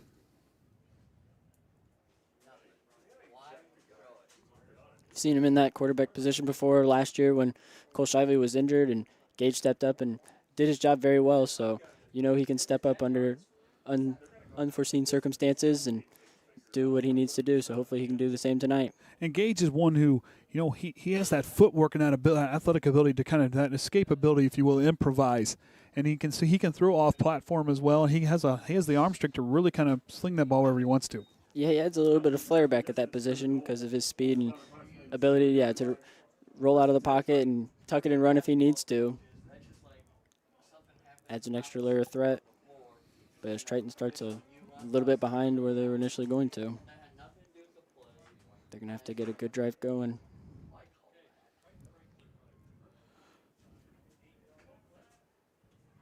All right, first down and 10 from their own 8-yard line. Riffle under center, split backfield. Going to go, I believe that's Jaden Overmeyer on the carry, I believe. See some Lions getting fired up there as they completely clevered up that hole. They did a good job keeping their separation, moving their feet to the gap. Need to get those little lamps we got in ours. Oh, yeah, Over so here. they're not shining. Yeah. I think they need to pull their screens out. I think that's if they're not going to open the windows. Well, pull no, the I meant they for. Yeah, for them to see, but. Yeah.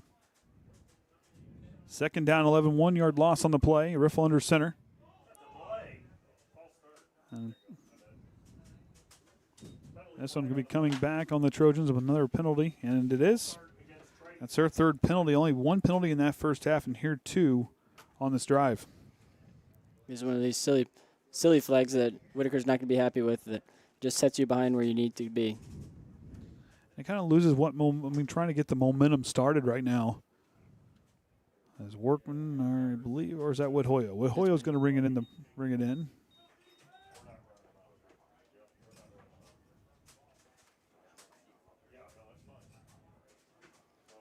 All right, second down and 14 after the penalty.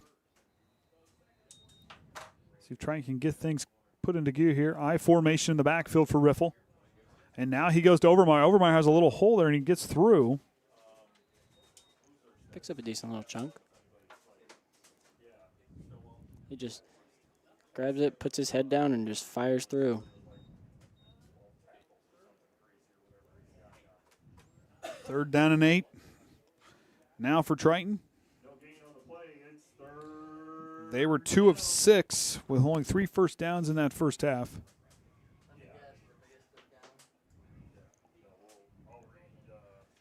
Big play here to try to get some extra yards, get a little bit further downfield. Back to I formation, trying to get some breathing room. Riffle goes back to throw. He's going to throw a deep pass down the field, going to double coverage, and Bremen's going to get their third interception of the night. As I believe Graverson with the interception. You see here on the replay, just drops back. Didn't see anything on his first check. Checks backside. Opens it up. Just ends up being a little off the mark. So 8-7-9 for the Lions, all intercepting the ball here tonight. Great job by Dante there to just quickly turn in from a wide receiver to a DB and just pull him down right where he is, not let him get any extra yards there off that interception. Because once Graverson sees the daylight, he's gone. Yeah, cannot leave him open in open field. Another sudden change here. Jaden says they practice it a lot. Going to go to Anderson. Anderson's going to bounce it outside. Now going to cut back in. Overmeyer did a nice job sealing the edge, and Bremen goes backwards. Next play mentality always for this Triton defense. A lot of fortitude, mental fortitude with this group. That's why we practice as much as we do. It's so important to just be able to shake that off. Something bad happened on offense, you don't care. You're coming out on defense. You just got to stop them. Stetzel in now out of the outside linebacker. He's going to split. He's going to play some coverage. He's going to be tasked with guarding Graverson in the slot. Leidig now outside as he looks left. Has Graverson. He's going to come back in. He's going to have to get upfield as he got some separation. And a nice gain there for him. We'll bring on third down and short. Good job, Big H, to pay attention to the football. See it's not coming to your man and just flow and come into the open man. Yeah, this is a nice shot right here. Oh, yeah, we got a good angle right here. He's about right at the camera.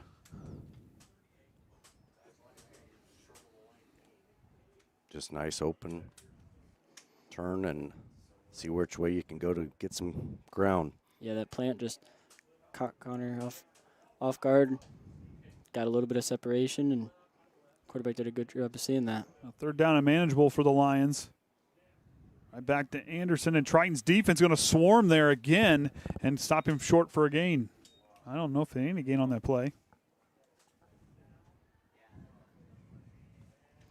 Good stop. Yeah, you let a little chunk go, and then... Who turned the light on? Turn that off. There it goes. Okay. I didn't touch anything. Must have motion sensors. It does? Okay. Yeah, Kenny, don't move. Don't move. I'll scoot ahead just a little bit. Oh, we have a Bremen player shaken up. So as we talk about our cramp there down there on the field, but anyways, we talked about our schedule there just a little bit ago. Yeah, we can get a chance. We can throw that up here. As Triton will be back at home next week against Culver, and they'll be away at South Central and Winnemac, and back home for North Judson at Caston. Then they'll host Pioneer and be at North Miami to round out the season. Yep, that North Miami. That's that new one thrown in here because of that new conference alignment. So next week, the Lions will host Osceola Grace, and then they will get their first conference game against the LaVille Lancers, who are playing North Judson tonight. And they'll be out at Jimtown, at John Glenn, and at Culver Academy. Then they'll finish off here at home with 2 games against Knox and Tippecanoe Valley to round out their season. Of course, then part of that new conference out there in that Indiana Northern State Conference formed this year. Would be their first year as they continue to go. And, of course, you look at Triton's sectional. They're going to be working east this year. We're out there with North Miami, Fort Wayne Blackhawk, Fremont, Southern Wells, Southwood, and Northfield all in their sectional there in sectional 43. As the Lions make their way out there, 4th down and 4. From the Triton 38-yard line, they got 2 wide receivers out here to the right. Keep an eye on Graverson, who could work the slot, or he could come on the far side for a sweep as well. Going to stay put. He's going to work. Try to spin. He's going to kind of plant, go high, but he's going to bring it in. I don't know if it's going to be close, but he's going to play for a first down. Yep, just on the other side of that yard line. I overlooked where I was at. So they complete the 4th down conversion. It's a tough spot to be in there at that linebacker. You got to react quick and have that whole sideline to guard. And Graverson, with enough knowledge to kind of know where that first down mark is at, get there and kind of plant your feet, kind of look like a rebounder, or like going for a rebound, kind of put yourself in place, kind of box out where you're at, get the catch, move the chains. Yeah, you knew exactly where he needed to be. Great awareness of the field. Now back to Anderson, and here comes, I believe, in on the tackle to bring him down. I'm looking here, and I believe that was Cohen Staten on the tackle. Helped by a whole myriad of players on Triton defense. Always 11 hats to the football. Now it's like Caden Atkins in my favorite saying, he always said you don't have to be the hammer, but you can hold the nail. Yeah. Jackson and I have had that conversation. He didn't understand what I was talking about, and I had to explain it to him. Sometimes I use some references like that to my junior high kids, and they just look at me like, I'm going to act like I know what you're talking about. Yeah, I'm just going to nod, Coach. I got this figured out. You'll get it one day. Back to throw, going to go across the middle. And incomplete is the call from the near side official. It's the pass intended for Wildauer. Oh, if I got it on that shot, we might have to switch it over to the other side. Yep, just passed. Yeah, just a little bit out of his reach. Had the right idea. Had a little bit of an opening there. Great effort by him to try to lay out for it, though. It's always the things you want to see. Just great amounts of effort. So Whitaker always preaches.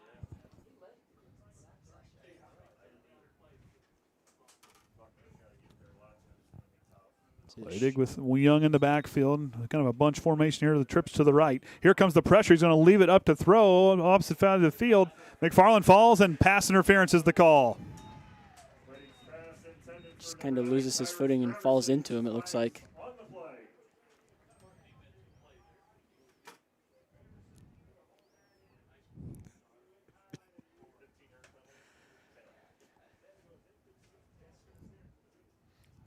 Well, what happens when they hit your hand with the hammer and you're holding the nail? You just deal with it. That's why last week I put in the, oh, goodness. That's why I threw in that Brent's extra obviously comment awake. Of holding your thumb out of the way. That's why I threw that in there.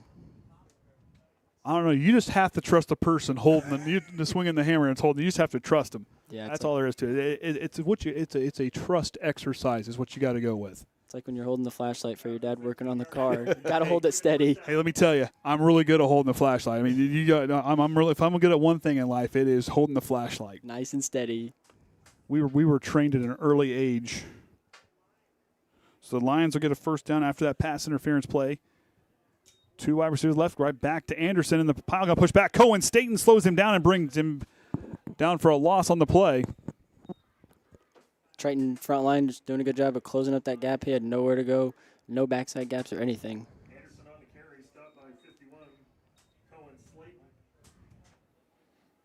The biggest thing here is, Bremen just working that clock, just grinding that clock. It just every time you look, it's moving. Yeah, it's just winding down. And like I said, no need to be in a hurry. Clock is your friend here with a 4-point lead right now in Triton, deep in Triton territory. 2nd down and 14 for Leidig. 2 wide receivers to the right. Triton showing Blitzman up, I believe, trying to go off sides. And Triton with no penalties in the one penalty in the first half have put up 4 here in this third quarter. Yeah, trying to get aggressive here, but then that's throwing them off and just causing those little issues. And back-to-back on defense. The pass interference prevented a touchdown, but moved him deep into the... Right here in the red zone. Yep, right deep in the red zone, and they're offside, so now 2nd down and 9. Can't be impatient. Always got to be watching that football. Graverson in the slot. He's going to go in motion. Goes outside and fakes the toss right back to Anderson. Anderson has the corner. He's going to have a chance for it. He cuts back inside, and he's going to be close. They're going to stop him down at the 1.5 yard line. It's a first down, first and goal either way. Caught the Trojans off guard with that motion. Makes them shift inside a little bit. Yeah, listen to him. He's always got some witty thing to say. Oh, he does. Get to see Trent tomorrow. Potentially. Well, we get to see where he's at. Yeah.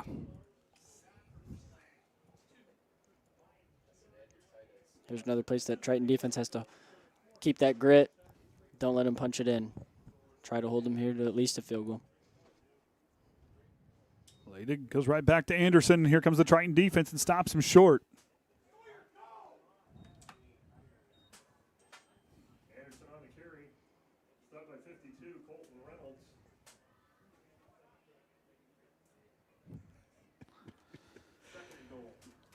Unless you can elaborate. Yeah, I don't think somebody's watching the game. Oh.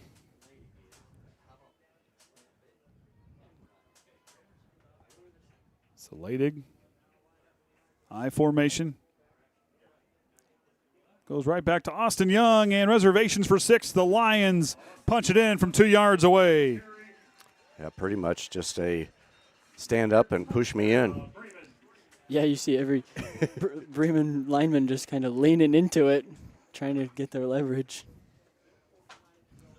Let that running back just lead the way, push behind. So inside 2 minutes now, and Bremen puts up their second score here.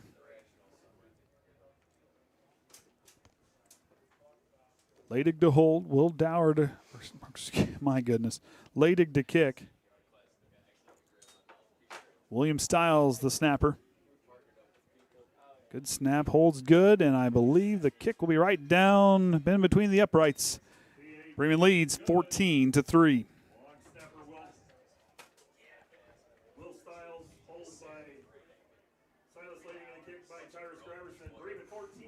Well,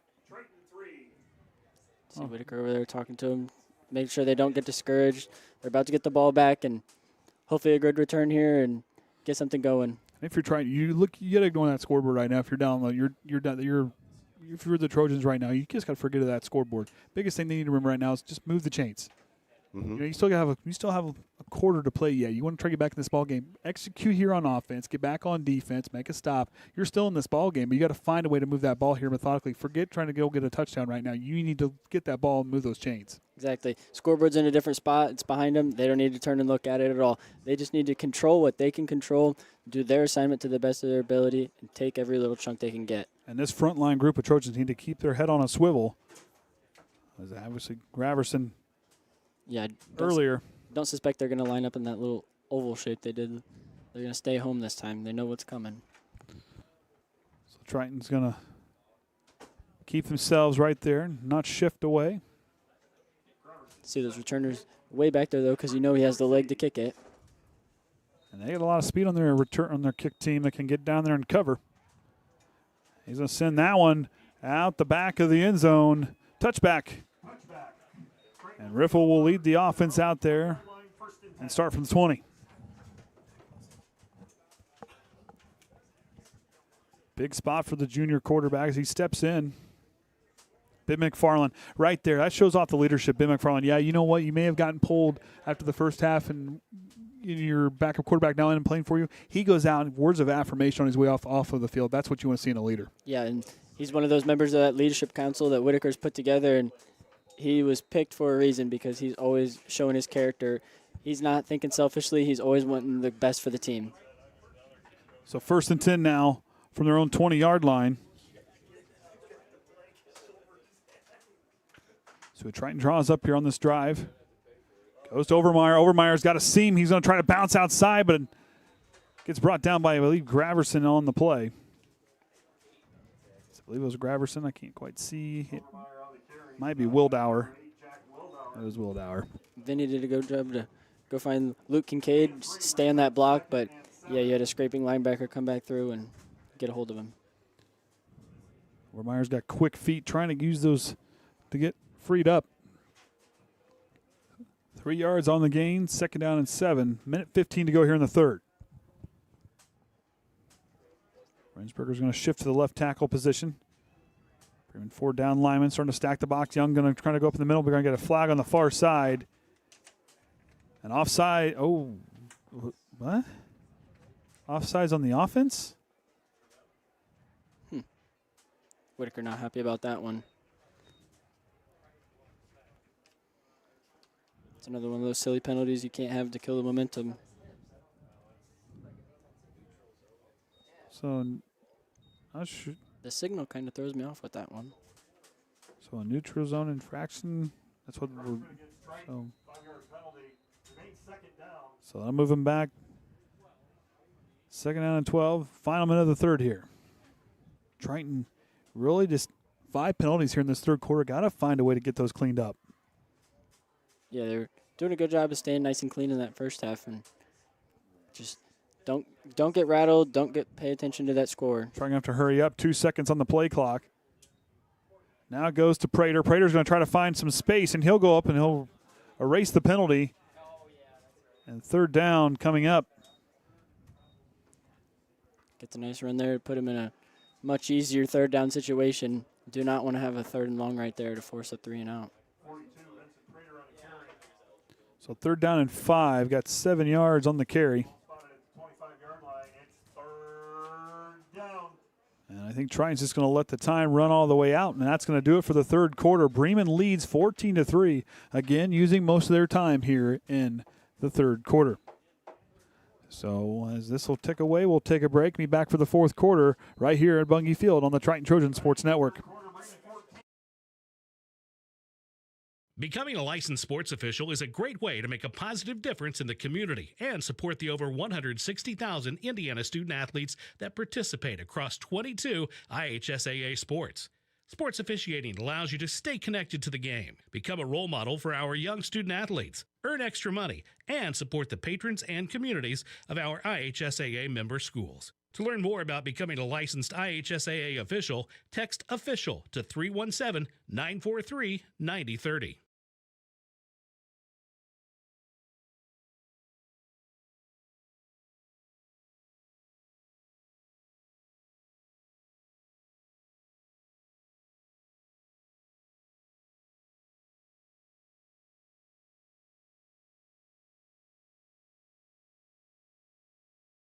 All right, welcome back here to Bungie Field. Andy O'Hara alongside me here this evening is the coach, Braden Cunningham, Kenny Barnhart, Orion Limler, as well as Silas, Caden, and Chris as our sideline crew and camera operators tonight as we'll see Triton work left to right here in the fourth quarter, down by 11. Braden got a long ways to go, but I always say the best way to eat an elephant's one bite at a time, and right now they got to do just that. Exactly. You don't put 11 points on the scoreboard at once. You got to just take your chunks at a time, do what you can, trot down the field, put some points on the board here. And really just try to get that momentum. Right now, these first couple plays, you've got to get that momentum and get yourself down the field. Yeah, we can't hurt ourselves with any silly penalties. Got to stay in the flow. Now to Overmeyer. He's going to try to bounce it outside. He gets tripped up and gets a pretty good gain there on third down, but it'll bring around fourth down and about 2. This is one of those situations. Whitaker's definitely looking to see what they want to do here. Looks like he's calling in a play. If you're Bremen right now, you got to be looking for the hard count to see if they can draw off sides. Yeah, you got to be watching that ball. That would always get me. That probably the hard count. I'm ready to roll and just get through there. Yeah, you're always ready to just fire off that ball hard like they have been all night. Triton likes to go for it. Overmeyer going to try to go through, and it's going to be close.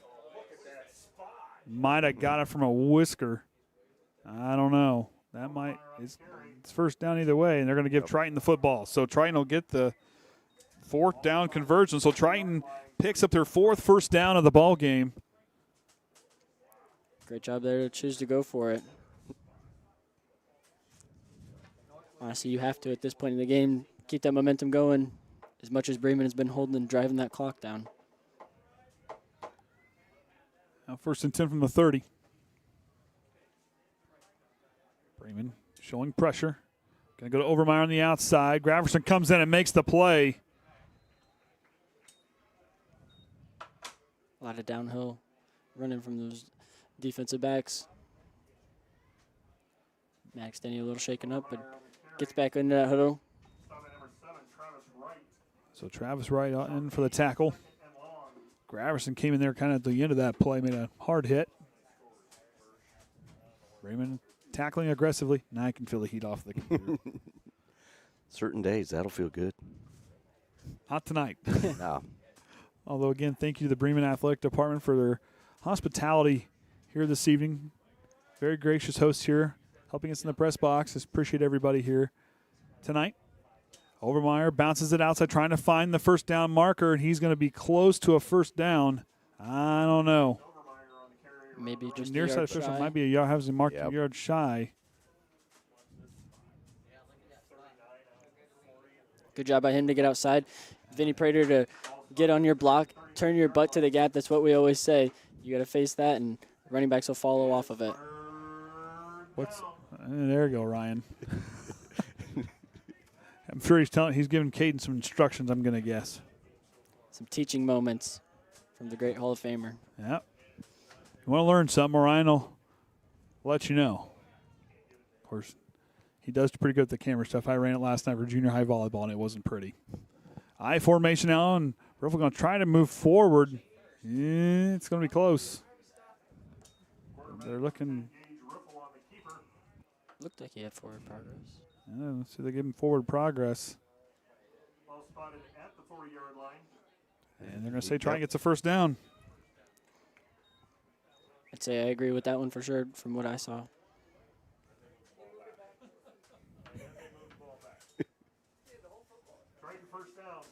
A little bit of movement Mm-hmm. this evening, back and forth. Oh, here we go. Trying to find the best angles for the job. Oh my goodness. Yeah, Well, now in that case, from that last text message, now the student has became the teacher. Yep, exactly. There you go. Oh, great. And then he says it after I say it. Okay. Timeout, Triton. Yep. So we're talking to Trent down at IU, and tomorrow we'll make our way to Bloomington tomorrow night, going from one B town to another B town. Well, I guess to 3, because we got to go home tonight. Yep. So. Yep, go down and. You just think of that as H. That's home. That's home. Yeah, that's exactly. That's home. So, I mean. It's a little different. I'll give you it. Might have to help out the stats team tonight, possibly this evening. So we'll see how that goes over. Yeah, I see him. Yeah, well. Oh, boy. So, yeah, the TTSN crew and getting their first away game of the year.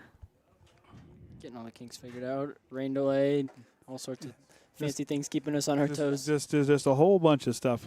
And it was new experience up here because we didn't know expecting, because we was all in, figured we was going to do it in the stands, and then the We chance got of up rain. here and we saw him. I was like, hey, this ain't too bad. Yeah, when we saw how warm it was outside, we got in here. I'm like, nope, we're going to stay right here.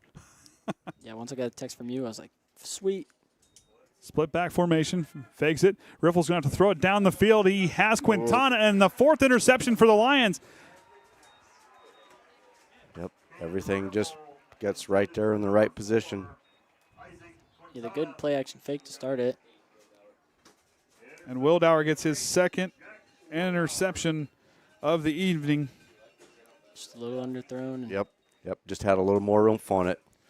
Been over there and could have been a whole different outcome there. That's one of the things you see with this Bremen defensive scheme. You see those 2 back safeties and only having a 4-3 up front. You have 4 people there to just block all the DBs, and we've seen it's worked very well for them tonight, covering everything up on the pass game. So right down there your 9 minutes and 32 seconds and see how long Bremen just sits here and grinds this clock out. Yeah, every single time they're going to the huddle, they're not taking any sort of time. They're just letting those seconds tick off one by one. I know Landon's writing it down. I also have another shout out here in just a minute, and I'll read that in a minute. Leydig goes to Anderson, and he gets through. Of course. Really trying to strip at that ball there. He has other Triton people holding him up, and he's just trying to rip at that ball. Exactly what you should be doing right here. Got to force a turnover. So real quick, got to give a shout out to Q and Jen. Congratulations, as Arlo made his appearance to the world this week. They had their first child. Yeah, that's right. Arlo, mom, and you little one's doing good. Talked to Q a little bit about that and told her congratulations. So the TTSN family grew by 1. Wow. Yep. One more. Another one on the roster. Another one on the roster. Going to go with the pitch outside. I believe Anderson. Jaden there setting the edge well. You see that defender coming at you. You just have to keep your separation, that outside shoulder free. As soon as the ball comes towards you, you can shut off that block and crash down on him. And Triton needing to find a way to make a stop here. Give themselves a chance. Running out of time. Crucial 3rd down. Got to have a stop here. Every DB needs to know the down and distance situation. They've been throwing it a lot and had some success. Can't let them have any here. Look for Leydig to use every second. Works out the shotgun and rolls right. Fires one down the field, an adjustment, and incomplete, and a pass interference call here might be on Riffle. As Graverson tried to come back to the ball. See here, immediately under pressure. Wayne just not even touched. Eastside forcing in there too. And tried to just make a play back on the ball, and fortunately, just didn't turn around. Didn't get his head turned around, so Bremen will move the chains on a pass interference penalty on the Trojans. That's a good recognition by Graverson to go back and make a play on the ball. He kind of had a chance. I mean, If he wasn't going to get the ball, he had to try to make a close play on the ball and try to draw that penalty. It was a good job by Graverson to recognize that. Yeah, he sees there. He's got 2 defenders on him. It's going to be really tough to bring that ball in, even though he's made some tough catches earlier. But, yeah, great job to just come back there and force a little bit of early contact and with the head not turned around, draw the flag. So we're going to have 2 wide receivers split to the left here. Leidig now goes to Anderson, who's going to work on the opposite side of the field. And Esai Limler is going to wrap him up, and company will hold him to a short gain there. See Ben there with that initial contact. And Esai getting right in there, looked like he was grabbing a big old hay bale and bringing him back. Yep. That farm strength is no joke. Let me tell you, it is not. No, it is no joke. I had that farm strength for a long time. We always called it stupid strength. This is what we call it. Like, you look at the little guy. That makes no sense. Yeah, you just don't get it. The pound for pound is crazy. Hey, I was taught the work smarter, not harder method when baling hay. So I could throw it from the wagon ton a few bales high. Laid across the middle, just through the hands of Wildauer. Would have had a first down if he'd have hauled it in. It's like it was just kind of high-ish. Might have maybe got there just a minute quicker than he was expecting. It's just a nice hard pass. It just slips through his hands. And Cohen State almost got a hand on the ball. Might have disrupted the field of vision there for Wildauer. Yeah, couldn't quite see it. And yeah, it was a good hard throw downfield. Comes at him quick. A little bit hard to bring that in above your head. Sorry. I've been going since about 5 a.m. this morning. So, yeah, my bad. Yeah, Fridays are always long days for us. So trips formation here to the near side. Young in the backfield.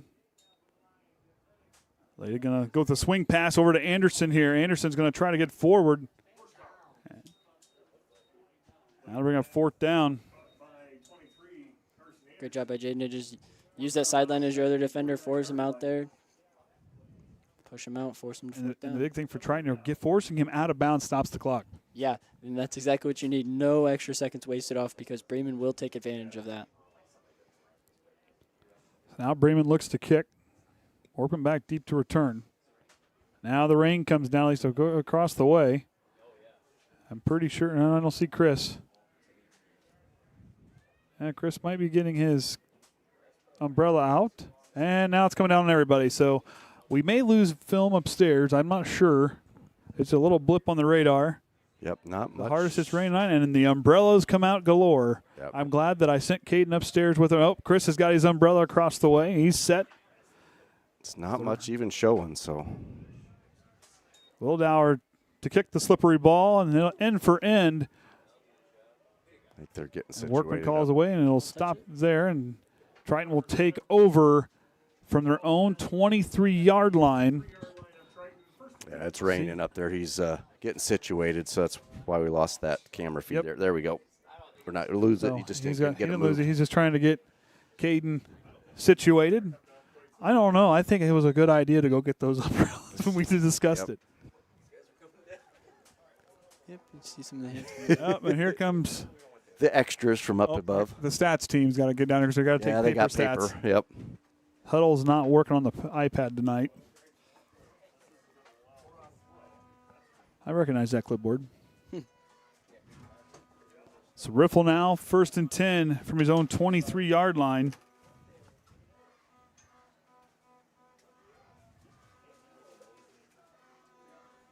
Okay. So we'll let Kenny read that one off in a few minutes here. We got to get the ball dried off. So fun fact from one of our listeners. Interesting fact. Cohen and Logan's half-uncle is number 58 on Bremen. Peyton Ballinger. Yep, Peyton Ballinger. Not just a battle of 331. Got a little family rivalry. Overmeyer trying to find the edge, and he'll slip and fall down as the Bungie Field monster brings him down on the outside there. And Chris is wisely moving away. So he makes his way around the track. I told him it starts pouring down rain. Just call it, buddy. Thing is, he might, till he gets over here, it might be quit. Well, he wisely took a umbrella with him. Yeah, I'm glad we told him to turn around and grab one before he left. Not our first rodeo. No, yeah. You guys are experienced up here. I don't know about experienced, but not our first rodeo preparing for the worst. I formation now for Riffle. Single wide receiver out left. Goes up to Prater or Overmeyer and fumble. Yep. Looks like I do believe I'm trying to Triton call got it. it. Yep. And Quintana fell on it. Great awareness by him as you see the conditions start to work against you as well. And Triton now 9 third down attempts. This will be their 9th. 3 of 8 coming into this one. See that ref really trying to make sure it's dry for him. Hopefully hold on to it a little bit better. Split backfield now. Riffle going to have to throw. Going to have to step up, and then he'll get hit and immediately and brought down hard. I believe on the tackle there was, I believe, Sawyer Burks. Yep. On the tackle, traced him down. Riffle trying to make something happen. And 4th down coming up as Triton running out of time.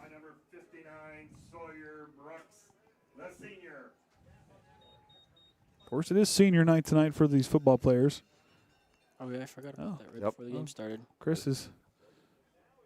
Yes, it kind of did that. Get the so the football players had their kind of their own. I think Chris is outside the door here. That's where he's at. Over there, yep. Oh, Wisely, look at that. Wisely brings the.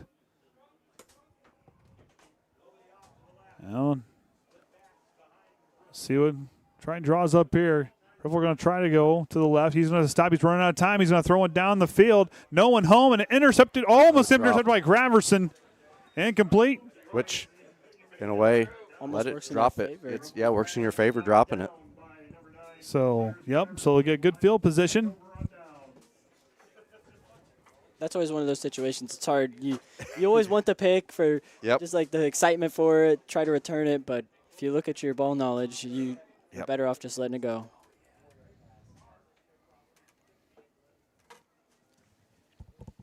Yeah, if he would have caught it, it would have done almost the same good as a punt for Triton.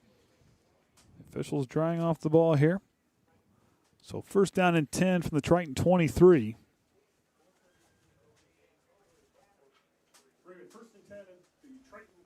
So I think Bremen, it was like just 5 minutes or so.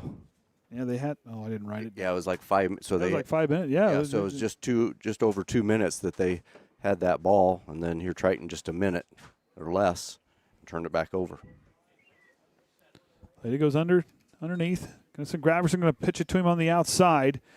Trying to get through. I might be getting a holding call coming back as Graverson leaps in the air near a 1st down.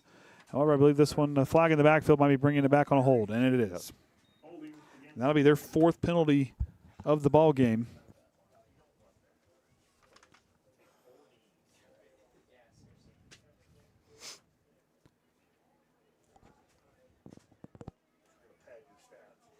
Bremen doing a nice job moving the ball in clock management. Last week playing a very tough East Noble team coming in here tonight. And, Triton playing well, just had a hard time getting that offense in gear. Yeah, they just had a little bit of things going here and there, but couldn't consistently keep some plays driving, and then sometimes shooting themselves in the foot a little bit with some silly penalties. And Bremen just holding it down on the pass coverage. But you look at defensively, Triton's done a nice job here tonight defensively. The linebacking core doing a nice job up front. Absolutely. You see a lot of sudden changes, but they're still making Bremen work for it. Now back to Anderson. He'll cut back upfield. Flying for the tackles, Dante Workman.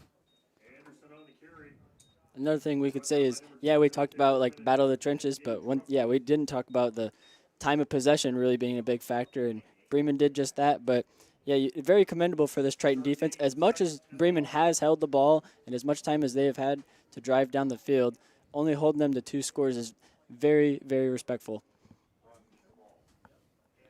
So 2nd down and 18 from the Triton 31.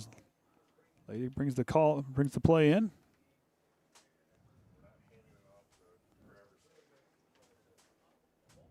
So right to Dylan Goff, the wide receiver, and a timeout for Bremen.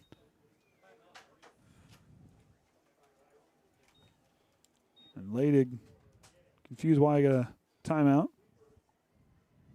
Leaper trying to reorganize the offense. Give him a little break, get him some water. Of course, appreciate Orion and the camera crew and unfitting conditions for the cameras, but with the It's still a light rain, it looks like. Well, Orion can hear us, obviously. I mean, it's not as bad as the Idaho game. No. I'm just remembering that Winnemac game we had there Oh, last yeah, year. where we had to use my coat we to keep had the so much rain from water coming in and Oh, yeah. pouring down and a lot of water. When Orion was out there by himself holding the tripod on the sideline camera and a little umbrella. He went and did it. He was a good sport. Do whatever it takes to show off these great athletes out here. He's a Hall of Famer for a reason, and that's exactly why. That's what it takes to get there. But yeah, we do everything we can up here to just really show off the great athleticism from all these players on both sides of the field. Well, it's your camera, but his umbrella, he said. Oh, my. Got to find some joy amongst the chaos that the weather can unveil. I mean, obviously, when you're having an outside sport, weather conditions is always something you got to prep for. Yep, and the heat and now this rain. And both teams have had it all against them. Man in motion now. A nice step-up move there by Ladingen. Floats over to Graverson. Graverson will slip as he goes to make a cut up field. And third down and long coming up. That's always the double-edged sword that can happen with outside backers coming in for that rush. Yeah, you get the pressure, but sometimes if you have somebody available to release off, you can just get a quick little dump. Luckily for Triton, he loses his feet. You know, and watching film, that little kind of shortstop, the little short play was there for Bremen if they wanted to set that up. We talked about that pregame, you and I, before we were on the broadcast when we were in the weather delay. Yeah, I had a little bit extra time to watch some film and see what they're going to come out and do. We didn't get time to watch together this week. So two wide receivers split to the left for Ladig. Goes back to Anderson. He's going to try to find some space up the field. He's got it, but he's going to be close. Maybe just yeah, we'll see. So bring him down to 15. Another timeout. And Triton will use their second timeout. Oh, yeah. He pointed towards Bremen initially, but it was actually Triton. Just trying to conserve some time to see if they can get a big. Triton needs a lot to bounce their way here in the next 2:27 if they want to have a chance. But like I said, I mean, if you go off of that, Triton just needs to find a way this week to really just get back in and correct those mistakes because they're going to have a Culver team that's coming in. Yep. Yes, while their numbers may not be great, but that's a team that's going to fight hard start to finish. Yeah, Culver always has that grit, and they fire out, run hard, always have that close edge. You see them spread it out a little bit more in the recent years, try to pass a little bit more, which isn't as conventional for them, but they've had some success with it, and you can never count them out. But there's a lot of things to build on. The defense did a really good job setting the edge and containing a lot of those big chunk plays. You didn't see those big home run plays that we were kind of thinking we might see a couple of those here in this game. Yeah, with the way that Bremen comes back and forth, changing up everything they're doing, yeah, those big plays are definitely open if we're not staying disciplined, looking at our keys. But we've done a great job of that, just doing our jobs. And this is a Triton team. We talk about that mental fortitude. As Leda goes under center, going to look to kind of throwing up over the middle, and he's got a man wide open for a touchdown as William Stiles. Touchdown, Bremen. Their third one of the night. Second one through the air. See in the replay, he just releases and just gets right past the DBs. Right there in the end zone, good little throw. Puts a little air on it just to float on in. How far away was that? I wrote it down. Oh, it's 15. Yeah. Nice, well drawn up play. The middle was wide open there. Good play call by Coach Leeper. Like we were just talking about, always keeping them on their toes. Bad snap, bobble, but a nice job there by Ladig to get the ball down and held for Graverson to get a foot on it. Yeah, because I almost thought the way that was going, somebody's hand was going to talk about get their hand smashed. I almost thought somebody got their hand kicked. Yeah, and Dante trying to lay out and almost gets the hang of it. We see some festivities happening. Yeah, we got some. Close student section. Got the student section down here. Looking like a Hawaiian night. Yep, I do believe. I think it was for us too, or something like that. I can't quite see over there. Orion will take care of it, potentially.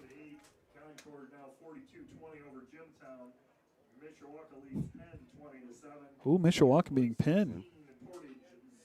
Wow. So Triton will send their team back as Graverson will send it away.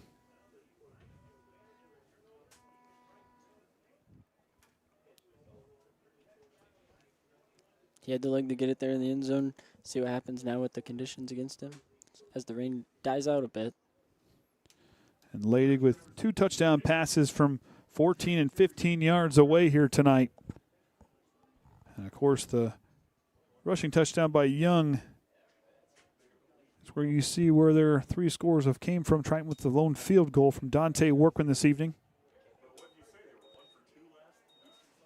Push it back. Prater receives it inside the 5, about the 3. Prater trying to make something out of nothing. He'll go trying to make something there, and he couldn't. Gets it all the way up about to the 27-yard line. So we're trying to send their offense out. 2:16 to go. And Bremen right now in the driver's seat to win back-to-back games against the Trojans.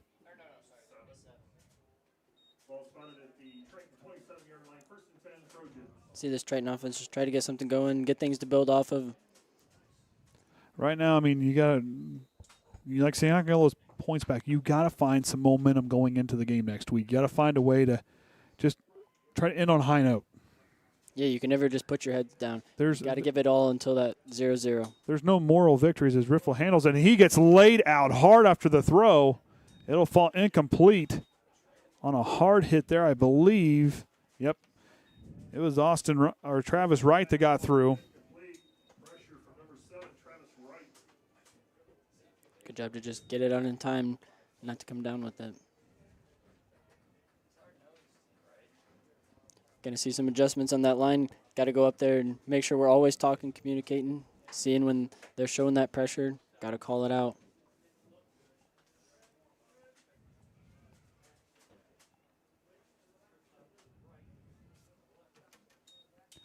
Riffle going to fake. Throws it outside, and Bremen comes up with another interception. Kind of short arm the throw. 3rd down and 10 now. Yeah, I don't know if that kind of slipped his hand as he was kind of going forward with that motion. Yeah, it looks like the timing was just off on that.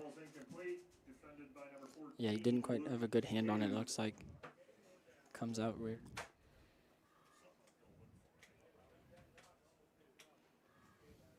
Trying to face 3rd down here. 3rd down attempt of the second half.